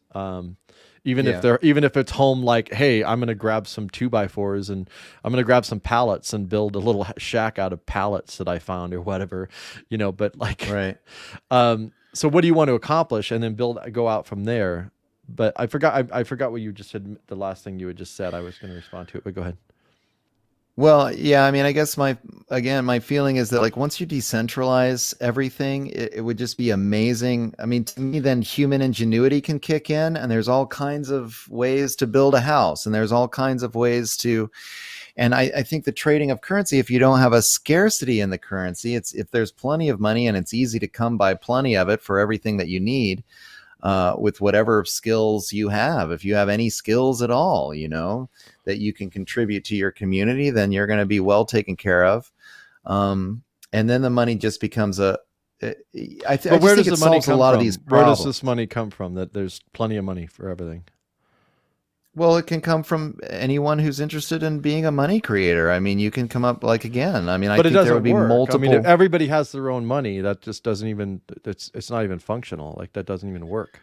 You know what I mean? No, I'm not saying every individual has their own money. I'm just saying if there's a problem with the scarcity in the money supply, then somebody will come up with an alternative currency to make up for the gap. Well, I'm a big believer in complementary currencies. To be there's got to be more than one to count. But I think the more currencies, the better. Well, I wouldn't go that far. For a currency to function, it does have to have some kind of a little bit of a monopoly, really, because it actually functions, but it needs. Well, I would treat it more like a public utility. So the questions involved there, like, I do believe in government money. I think money should be a government issued, and it should have just a value. It should be issued based on the actual value that people create. So if I create value, then the money comes based on the value that I created. So, like, it'd be closer to a mutual credit system, and the government's there just to keep track of, like, the ledger. because that's all money should be, is a ledger. I did this, I have a Well, credit, you have a debit. Like, that's what money should be. And then there's yeah, things where you create credit, by government could create money for things that, you have big projects like a road, public transit or road or the internet or something like that you want to do, that they could actually create the money for. But there's a problem there too. You need to create a system that really deals with checking power and making sure that that it's not abused. Obviously, we don't want money being created for war and shit well, I like mean, that. that's my concern about having the government create money at all, is that isn't that going to be the tool that's used to centralize, and the people that control the money creation, that that control the government, are going to be the ones. I want to. Well, I would brought actually, that up, but I want to the address. system that I have in mind, actually, I'm still working on it. But the system Yeah, I have in mind we as human beings we individuals would still be able to create the money through the government. It's just the government is just basically like the accountant for us. They're just basically keeping track sure. of it. Well, Because I do. because you have the same problem that you have with private, abuse as you would have with the government abuse. You think that it doesn't exist because it's private. It still exists there. If you have a private institution that's doing it, they can abuse it just as much as the government can abuse it. But at least with the government, you have this Well, idea where the people can actually have ownership of it. It's not like, oh, well, that's, I can just go to another currency. You can't just jump to another currency if that's what everybody's using. It's not, you know what I mean? well, except I think you can create another currency if the currency that's being used is not working effectively. As long as there's not a government that's stopping you because it's got a control over the violence, and it's creating a monopoly in the money system. Yeah, well, and So, I'm not what arguing I see, against. I I'm want not to. arguing against having complementary currencies. I'm just saying we need to be smart about it. And I do believe having a foundation, like I do believe in a government issued money, kind of like greenback idea, but I would do it differently than has been done. The only government money that actually the government would create in the system that I have in my mind would be for public service, public works, really, and the basic management of I don't even like, the government. Don't even have to call it a government, but Yeah, this body that deals with the commons, that we all have ownership of. And even that word, like, our language is just dysfunctional. We don't have the words to really talk about what I'm I know. thinking and feeling. But what I'm saying is, as an accounting, it's just an accounting. But there is a value in having that being kind of centralized, because you can have, it's like standards. Like, it makes sense that everybody knows, like, whether it's the metric system or here we have inches or whatever. But it's, Yeah, everybody, if you're building houses, everybody's using the same standards for this is what this value is. And so we would still, sure. the government would issue the money, but we would actually be creating it, if that makes any sense. It's not an idea that's even out there right now. It's just something I've been Yeah. thinking about. Well, I think it makes a lot of sense to talk about money as credit, and it could be as simple as having a Well, ledger. It there's doesn't two have to separate be. things, Yeah. but I wouldn't even say credit. Is it though? I mean, it's all just about kind of keeping track of, like, I feel like I've put this much into something, and you Well, owe I me think it's this, a and that's community. really all Yeah. it is. Well, and that's a challenge because, it's an agreement of, like, I did this, and therefore, I did this for you, so I have a Yeah. credit and you have a debit. It's called a mutual credit system, but I think and Right. there are problems with that as well. There's problems with literally any idea you come up with within this frame, especially money. It's a very complicated thing because there is nothing that Well, is devoid of and problems. that's why I think it's important that all of these ways are tried concurrently. Like, there's no reason to have only one way, or, we can I have wasn't. multiple different ways. And then, well, right. But I wanted to address your problem about the standard, because it's true. Most people in your community need to agree that a certain currency has a certain value, or else what's the point in trading it?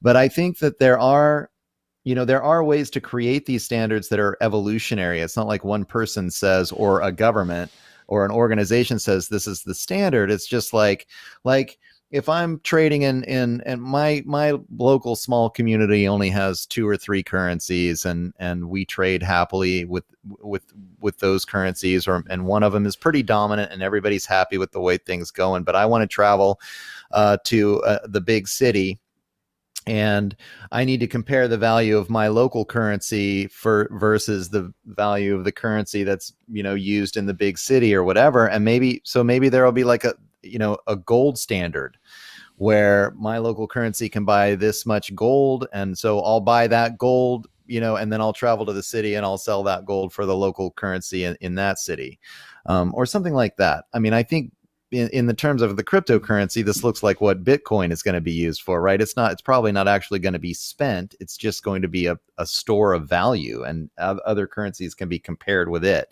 The way platinum and gold and silver are kind of compared with each other. And then the values are sort of evolutionary, as they happen, and they create the standard. Values based on what? I mean, Bitcoin, what is that value based on? This is the ultimate question when we're having this currency conversation, right? What is the store of value? What is worth how much? Well, even gold, that became a thing, not because gold has any real value. Gold has limited actual value. It's like pretty. People like to make jewelry, and it's got a little bit of value within like maybe electronics or something, but it had value because the king or whatever declared like this is valuable, and then they started to extract it. So like the whole gold thing is just crazy, and that's even manipulated, but I want the value to be based on the healthy community and what people are actually doing. And I agree with you, it needs to be decentralized, but I think there's a way that you can have a government, or what you call it something else, management of it that still allows people access to it. Like the government manages, we still have some public lands, but like I can go out, and I just got back from camping on public lands, and I had access to it. And there were roads there that were created and maintained by the BLM or whatever, and so I still have access to it. I still have access to use it. I think electricity should be a public utility as well, but yeah, I guess just to go back to the idea of what is value, the problem to me is that every individual has a different definition of what's valuable to them and how much value it's worth to them. And so that's when I talk about decentralization, I think that means decentralizing these choices all the way down to the level of the individual, and then you're the only one that can decide what has value to you. When I agree and how that much the individual, value it has. And I agree that if we did strip out these institutions, the banks, the corporations, and it were just individuals, if we're just talking about individuals, that's of course not what's going to happen. You're going to have formations of groups, and then there's going to be hierarchies within that, and then they're going to use money to amplify that hierarchy. But if we're just talking about individuals, I totally agree with you. But we're not just talking about individuals. We're talking about institutions which are formed and that end up creating having power. And so whatever system we come up with, and again, I don't claim to have the answer. Like I'm, just trying to figure this out myself. But whatever system we come up with needs to have like power should never be concentrated anywhere. And also, and our activity shouldn't be centered around fictions. And at the end of the day, money is a fiction. It can be a useful fiction if it's done intelligently. But I really want the activity to be the center of it. That's why I kind of lean more toward like a gift economy type of approach, because you have this, and you end up having this third factor. This these mediators end up having more power over the actual people that are, creating value, I guess, for themselves and the community. It's funny because you call money a fiction. I look at money as the energy of an economy. I don't think it's and my concern actually is the opposite. Like I think the idea of community is a fiction in the same.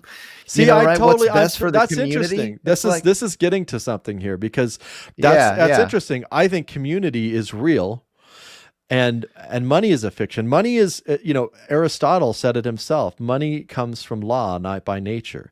It's a contract, it's an agreement, or it's a legal thing, but it's not real. It's a representation. Whereas community is not a representation. It is real. A community is about relationship. You have people that live together, and their relationships to each other and to the earth is real. Like, you know what I mean? Like, whereas this other thing, it's this extracted thing. Money is this extracted separate thing that's just like a flag. Like a flag, what is a flag?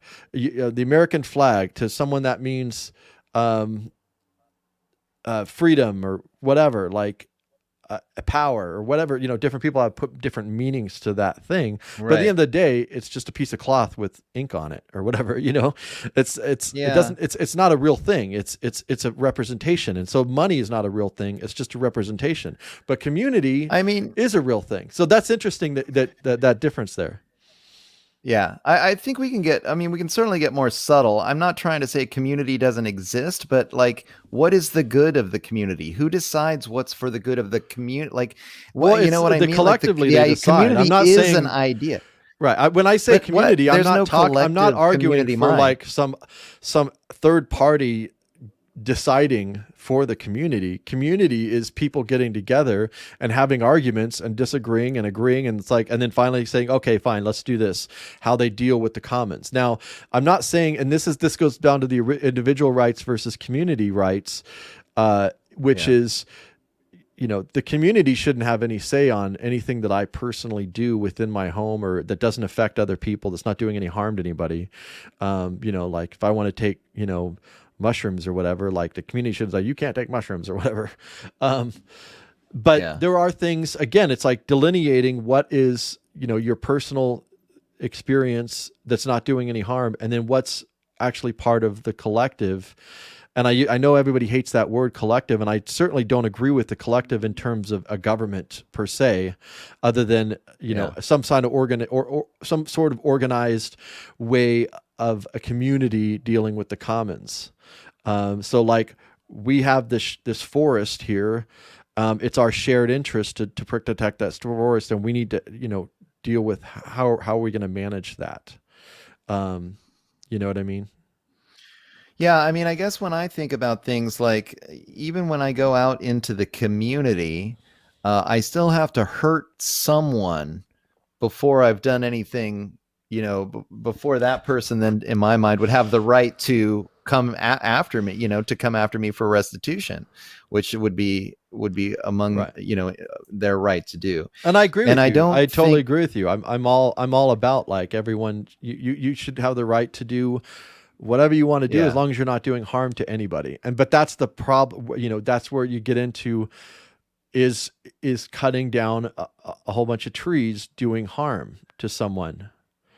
Right. And it's not an easy answer, because obviously just to live, we're going to do harm. But deciding, what's an acceptable level of harm, to build a house, you're cutting down a tree and you're taking the home of a bird or whatever, So we're doing to live does harm. But then the question is, how do we decide, is it just on the individual to decide to do whatever they, to decide whatever they want? Like there is, I think these two things are really important to the individual versus like us coming together, sure. And making decisions about, but again, I totally agree with, I totally disagree with the government systems that we've had, whether it be overtly capitalist, socialist capitalist, or communist capitalist.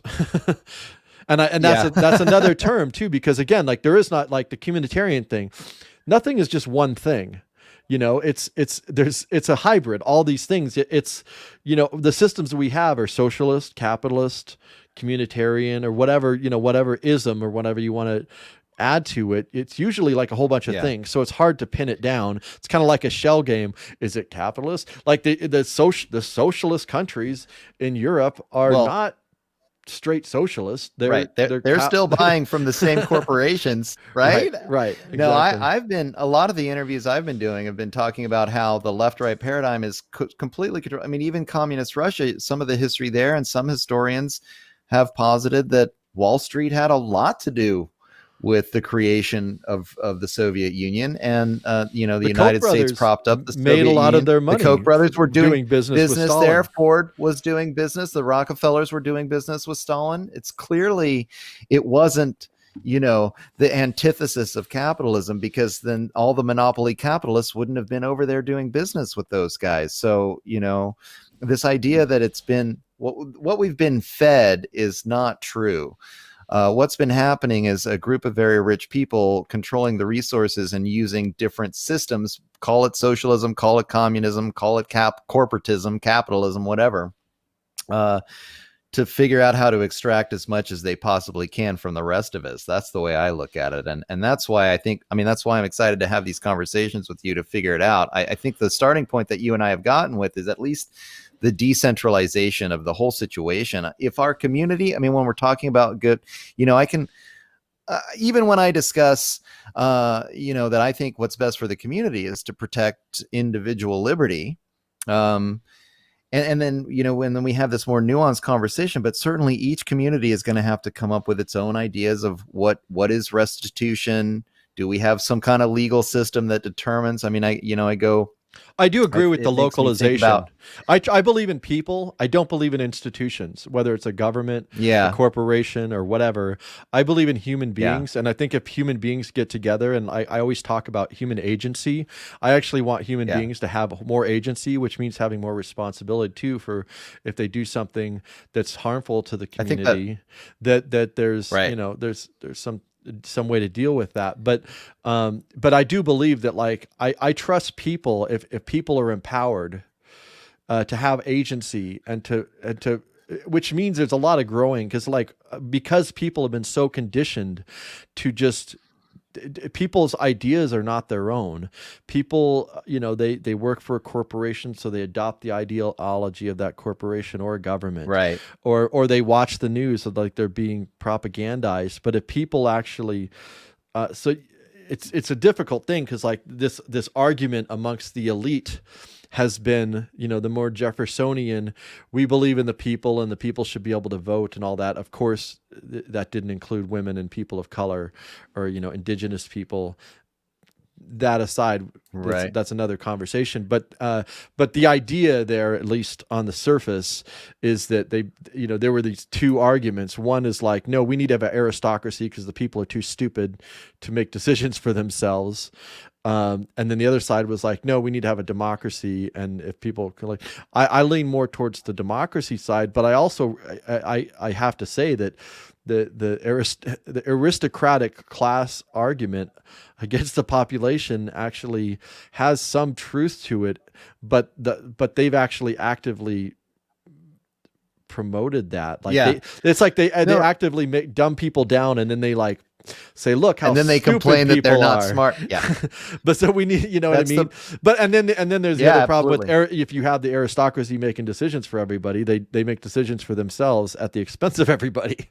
So that was actually the argument in The Wealth of Nations that Adam Smith was really talking about, is that you've got to give people individual responsibility for their own decision-making process. And then once you do that, they will become better people. And that was it was like a philosophy of virtue, of virtue creation. It was the central thesis. So people always talk about his economics, but he was really interested in creating better people. And he said, look, if people are controlled and enslaved, then they're going to be dumbed down. Just like you're talking about, this is what the aristocracy does to the rest of us. And then when we don't have the responsibility to make important choices for ourselves about how we're going to educate or the type of healthcare that we want, or, how we're going to treat the environment around or whatever, then over time, it's like virtue is a muscle. And if you don't use the muscle because you're just following what the corporation is telling you or the government is telling you, you lose the strength to make those choices in a good way. And if you have a system of decentralized power and individual responsibility, then people become better over time because they're required to, if they want to make choices for themselves, they better do a good job of it. Yeah, I think yeah. there's Well, a and lot of truth to that. I would agree with a lot of those principles. Yeah. My disagreement would come from, you know, doing that through markets and money. I think there is serious problems with that, but we can have more conversations about that and Yeah. technology. There's a lot, but I think this is a good start.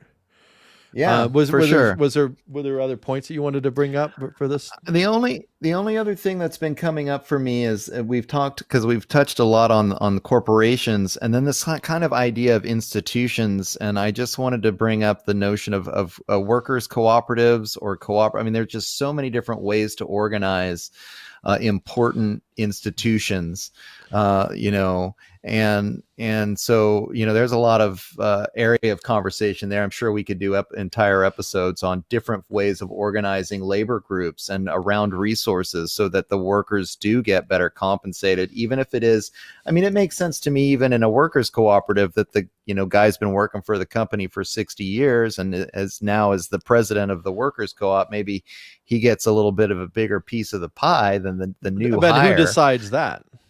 Well, the co-op would have to have its own Right. way of So, and I figuring it think the out, idea of a and co-op, each one I would be like the idea different. of co-op. In fact, I think everything really should be That's the way I am. the idea of like Yeah. one company owning it, and this goes back to the stock thing. You have like these owners who are not participating in it. I think the only people that, if you are going to have ownership, it should if you're participating in it, you have an ownership of it. And also, if something gets too big and it starts to have a larger impact, which we need things. There's certain industries that are just naturally going to need to be big because it's just the nature of that industry. But at that point, if it becomes too big, I don't believe in private ownership at all. I think that when it starts to have it, because when it's large, it has an impact on society and on a much greater degree. So at that point, I think it does need to become kind of like a public utility, where we all, because it's something that affects all of us. Therefore, we all have a say in it, essentially. Yeah. I mean, I'm skeptical of the public utility idea because, again, then you've got some organization that has some kind of monopoly control over the For utility. sure, but and you I have don't that see with a how. private situation as well. It's not like the private situation isn't, that situation doesn't exist. It exists in both places. At least with the idea of a public utility, you are at least working towards the idea that the people. Now, of course, we know that that's not what happens. Governments are corrupt, and we need to design this. We don't have to be trapped to all the bullshit we've done in the past. We can actually come up with something new and say, hey, we can learn from all these fuck ups that we've done and then come up with a new idea. But the idea, at least, with a private ownership, you can still have like bullshittery going on. And, but then they by right of my ownership and my private, you have something that's affecting all of us, and we should all have a say in it. Like, I don't know. I just don't want anything to get too big. I really believe in decentralization. And so, Well, I'm right there with you. And I don't know. I mean, there's certainly amongst the real free marketers, it's a challenging, because they're, one of the big criticisms, of course, is that, somebody's going to start in a business and then they're going to build and build, and eventually they're going to have the monopoly and they're going to control the whole industry. And this is the problem. I mean, this is the classic Marxist. And then from the libertarian perspective, I believe that in a free society, without government interaction and without the government use of force to stop competition, there would be very, very, very challenging to create any kind of a monopolistic situation. And so there's some kind of a ceiling on how powerful people can get, even if they have a lot of initial success. They invented the paperclip. Everybody wanted one. It would be so easy for somebody else to start making paper clips, that I think that these monopolistic situations, or these very large company situations would be few and far between without that centralizing force of government creating an environment that allows that to happen. Well, That's my monopoly hope. is just one piece of it. It's also like, again, like use of natural resources, use of Mm-hmm. space or whatever. Like there's a lot of issues that affect all of us that need to be dealt with. I'm not going to disagree with you about the problems with the governments that we've had. Um, I think we need to come up with something new that we've never done before and that deals with all Yeah. these problems. But I do believe in a commons. I do think that there's a common, and I even like that. I don't even like the term commons because it's still built around like a property concept. But I do believe in the idea that there are, there's certain things that that are in all of our interests to protect, and also from a practical standpoint, our internet, so our communication grid, our energy grid, that's connected, and I do believe more localized, but connected and interconnected.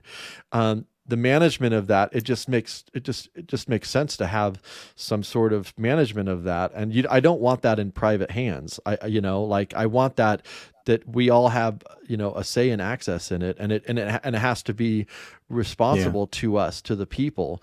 How to do that is a conversation, and there's in fact many conversations we could have about how to do that.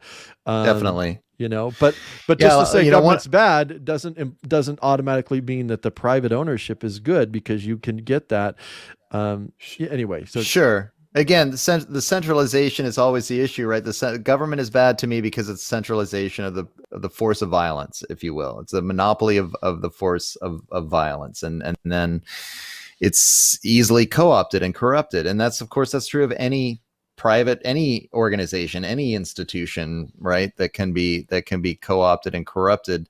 It's going to be challenged. We're never going to get rid of all the bad people, right? There's always going to be people. And whatever system you come up with is going to have problems. There's nothing that's going to be flawless. Yeah.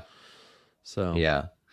Well, and I do ultimately, as we have these conversations, that is where I come down to, is that whatever system it is needs to be really flexible, really able to change with the times.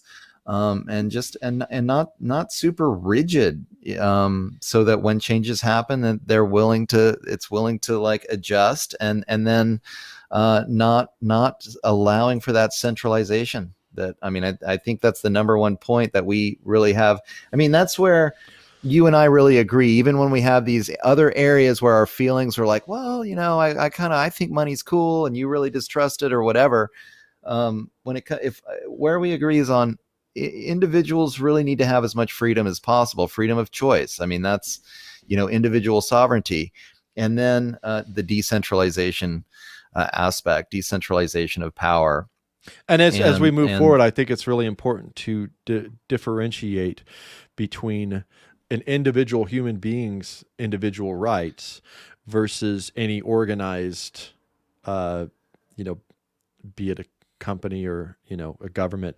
So there's two different things there. It's like a lot of times libertarians are talking about individuals, but as I said earlier, in the reality of it, you're talking about a collection of individuals which becomes an entity in and of itself, and that becomes, we need to have that we shouldn't be conflating the conversation between what an individual human being does and with what an entity does.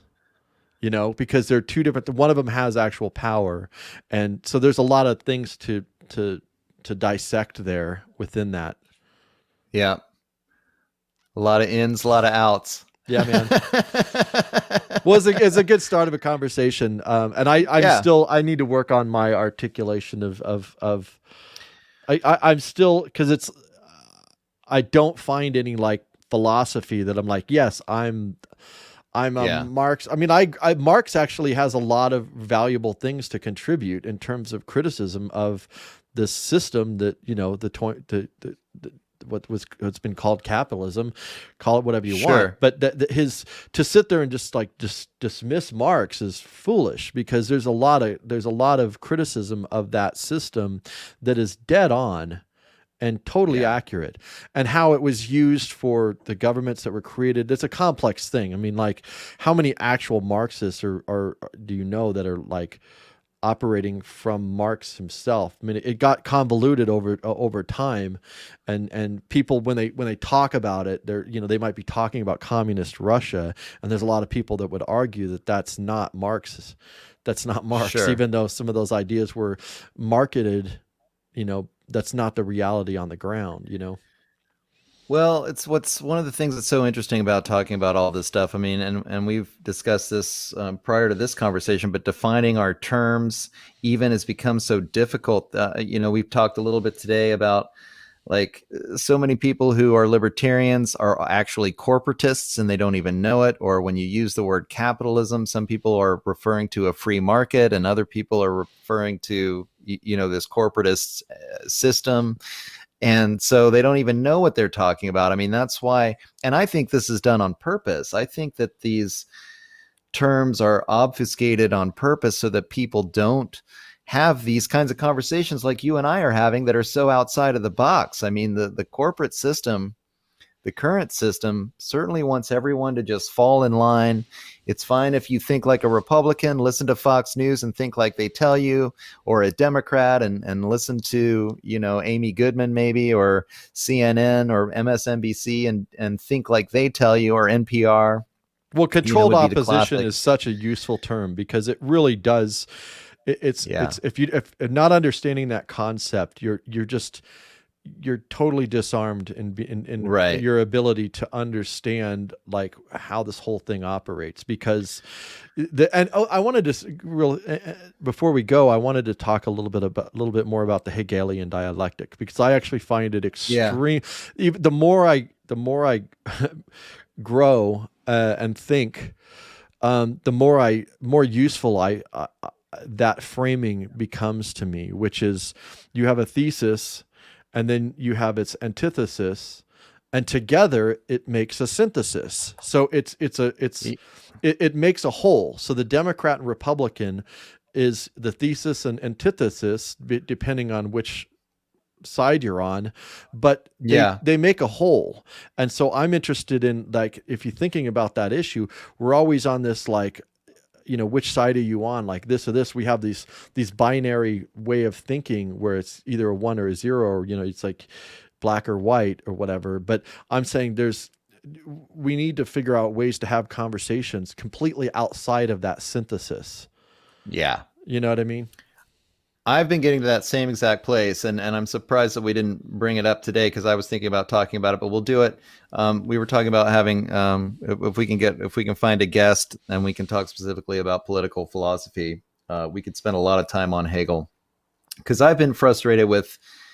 And I haven't even studied. I haven't even like delved into his actual like studying Hegel. Yeah, I just have read a little bit about that dialectic, and I thought, that's actually kind of useful, and I might even have an accurate understanding of it.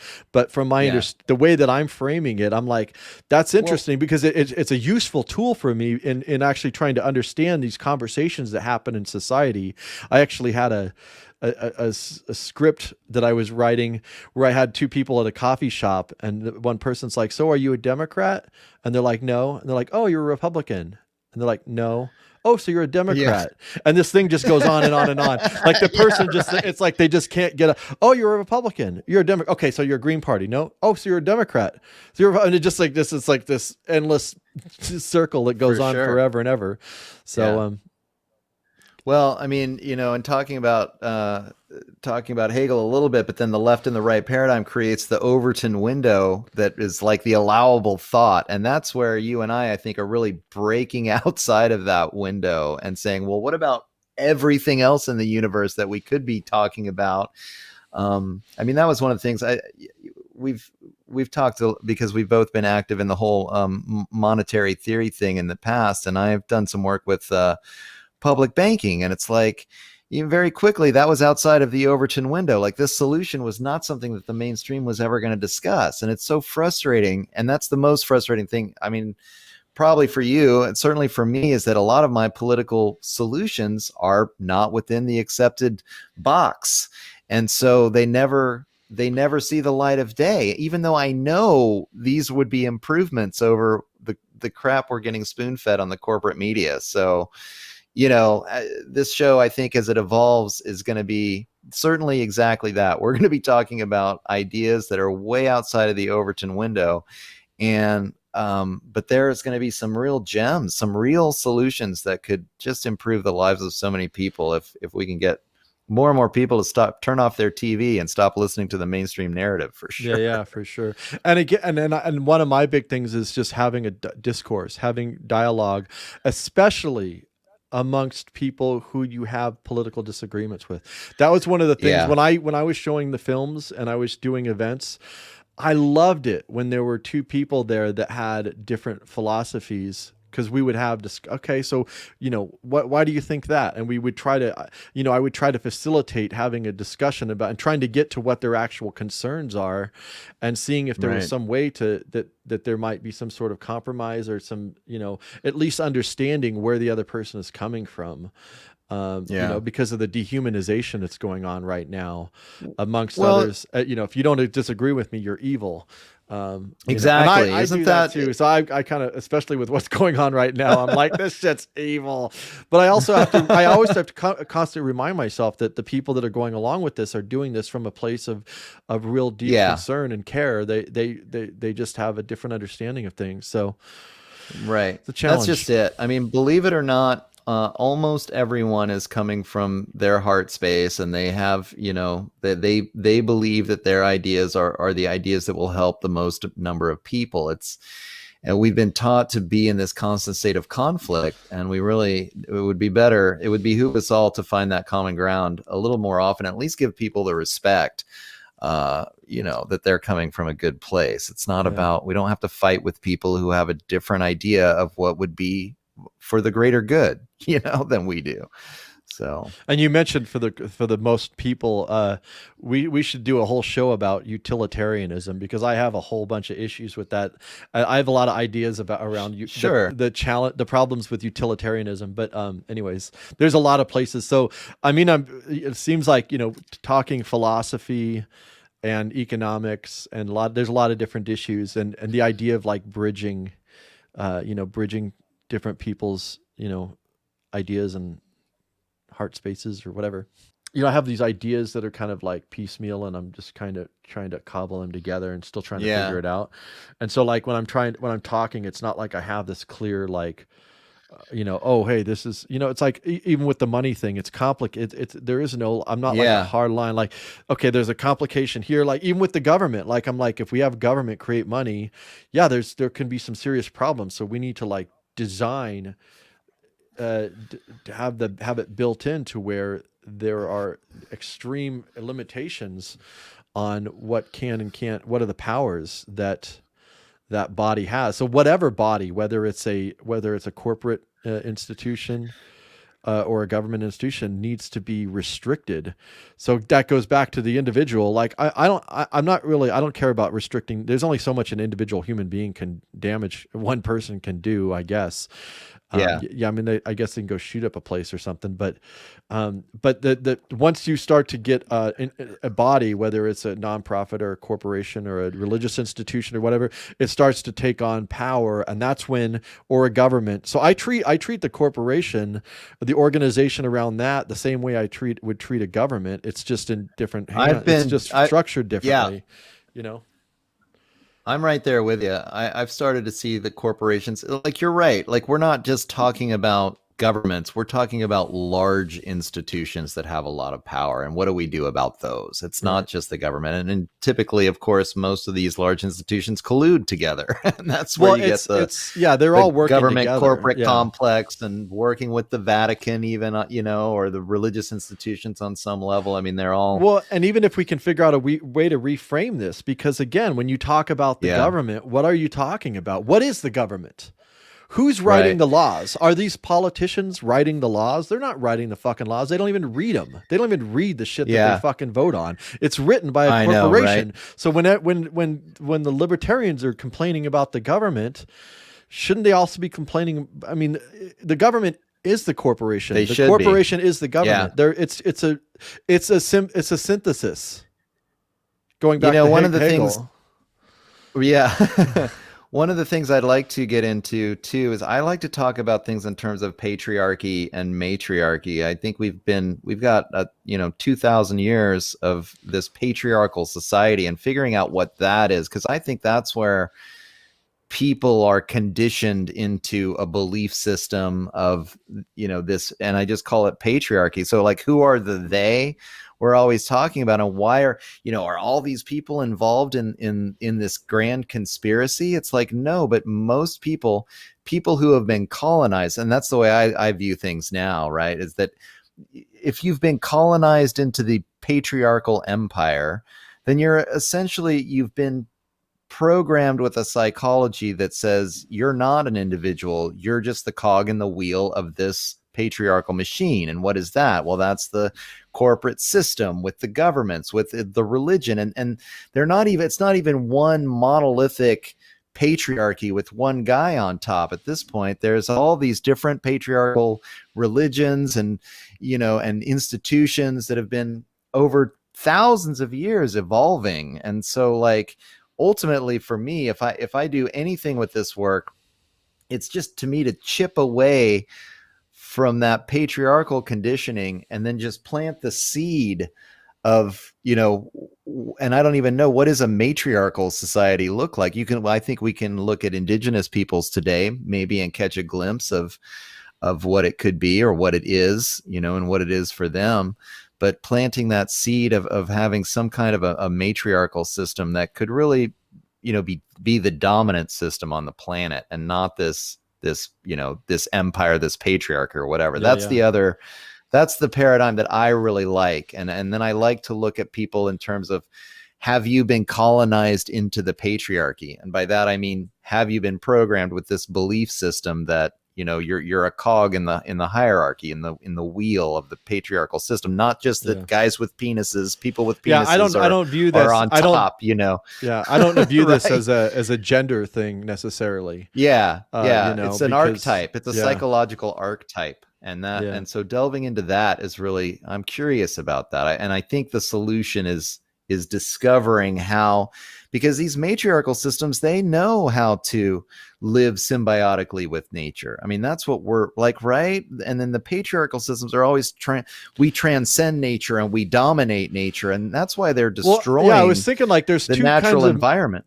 there's like two kinds of mindsets in this world. Well, maybe three. There's one that just goes with the flow, whatever, just it doesn't really have any, right? But there's like right. me, who wants to, I want to aid and help people be their better selves, and I don't want to dominate anyone. Like, I want to, even me, like, I'm very opinionated, but I want you to have your own opinion and have your own ideas. And I want you to, obviously I want to make my argument. I want you to, like, I want to have respect. I want to convince you of my perspective, right? Or I want to be challenged, and then I learn, and I'm like, oh, I want to think differently to get closer to what the actual truth of the matter is. But then there's this class of people, and I don't know how many people there are in this world like this, but the people who want to dominate others. Be it could be in a relationship, a marriage, or something like that. There's something Absolutely. about it's control in domination. Yeah. But when you have it within an institution, a religious institution, a corporate institution, a government institution, that idea of domination becomes extremely destructive. And I want to eliminate that dominating. So that's the whole patriarchal thing, that domination idea, or practice, or whatever. It's an archetype, and I just did an interview in my Psychology of Lockdown series this morning, and we were talking about the rules of dysfunction, and the two rules that we've covered so far are control and perfectionism. And it's just like so classic in our society that these people, even with the COVID thing, like, the scientists are perfect and they have control over all of us because what they say is perfect. We can't disagree and we have to do what they say. And this is classic patriarchal conditioning, right? Like, what? Treating science as a monolithic noun. It's ridiculous. Yeah, I know. It's not reality at all. It's a total mythology. If everyone has independently come up to their own conclusions and then they all agree. I'm like, you don't understand how the world works. Like, Like it's a top-down system, and the money controls it all. Like people don't Well, understand. that's what boggles my mind. Like, well, all these doctors wouldn't think this way, except for the few doctors who've spoken up, and Right. then they got fired Right. or arrested. Yeah, Like, you're not what do you allowed to. mean? You're Like, not the allowed to doctors challenge it. yeah, because they know if they challenge And they're it, they're gonna censoring lose their people right and license. left, you know. Right. And I think it's Come telling that on. there's so many healthcare workers who don't want to get the jab. You know. Yeah. Oh, but they're crazy, you know. Should be a red flag, right? Yeah, that speaks louder than whatever statistic the media wants to throw out. Anyway, it's so crazy. Thank you so much Cool. for watching. Yeah, we'll do this again.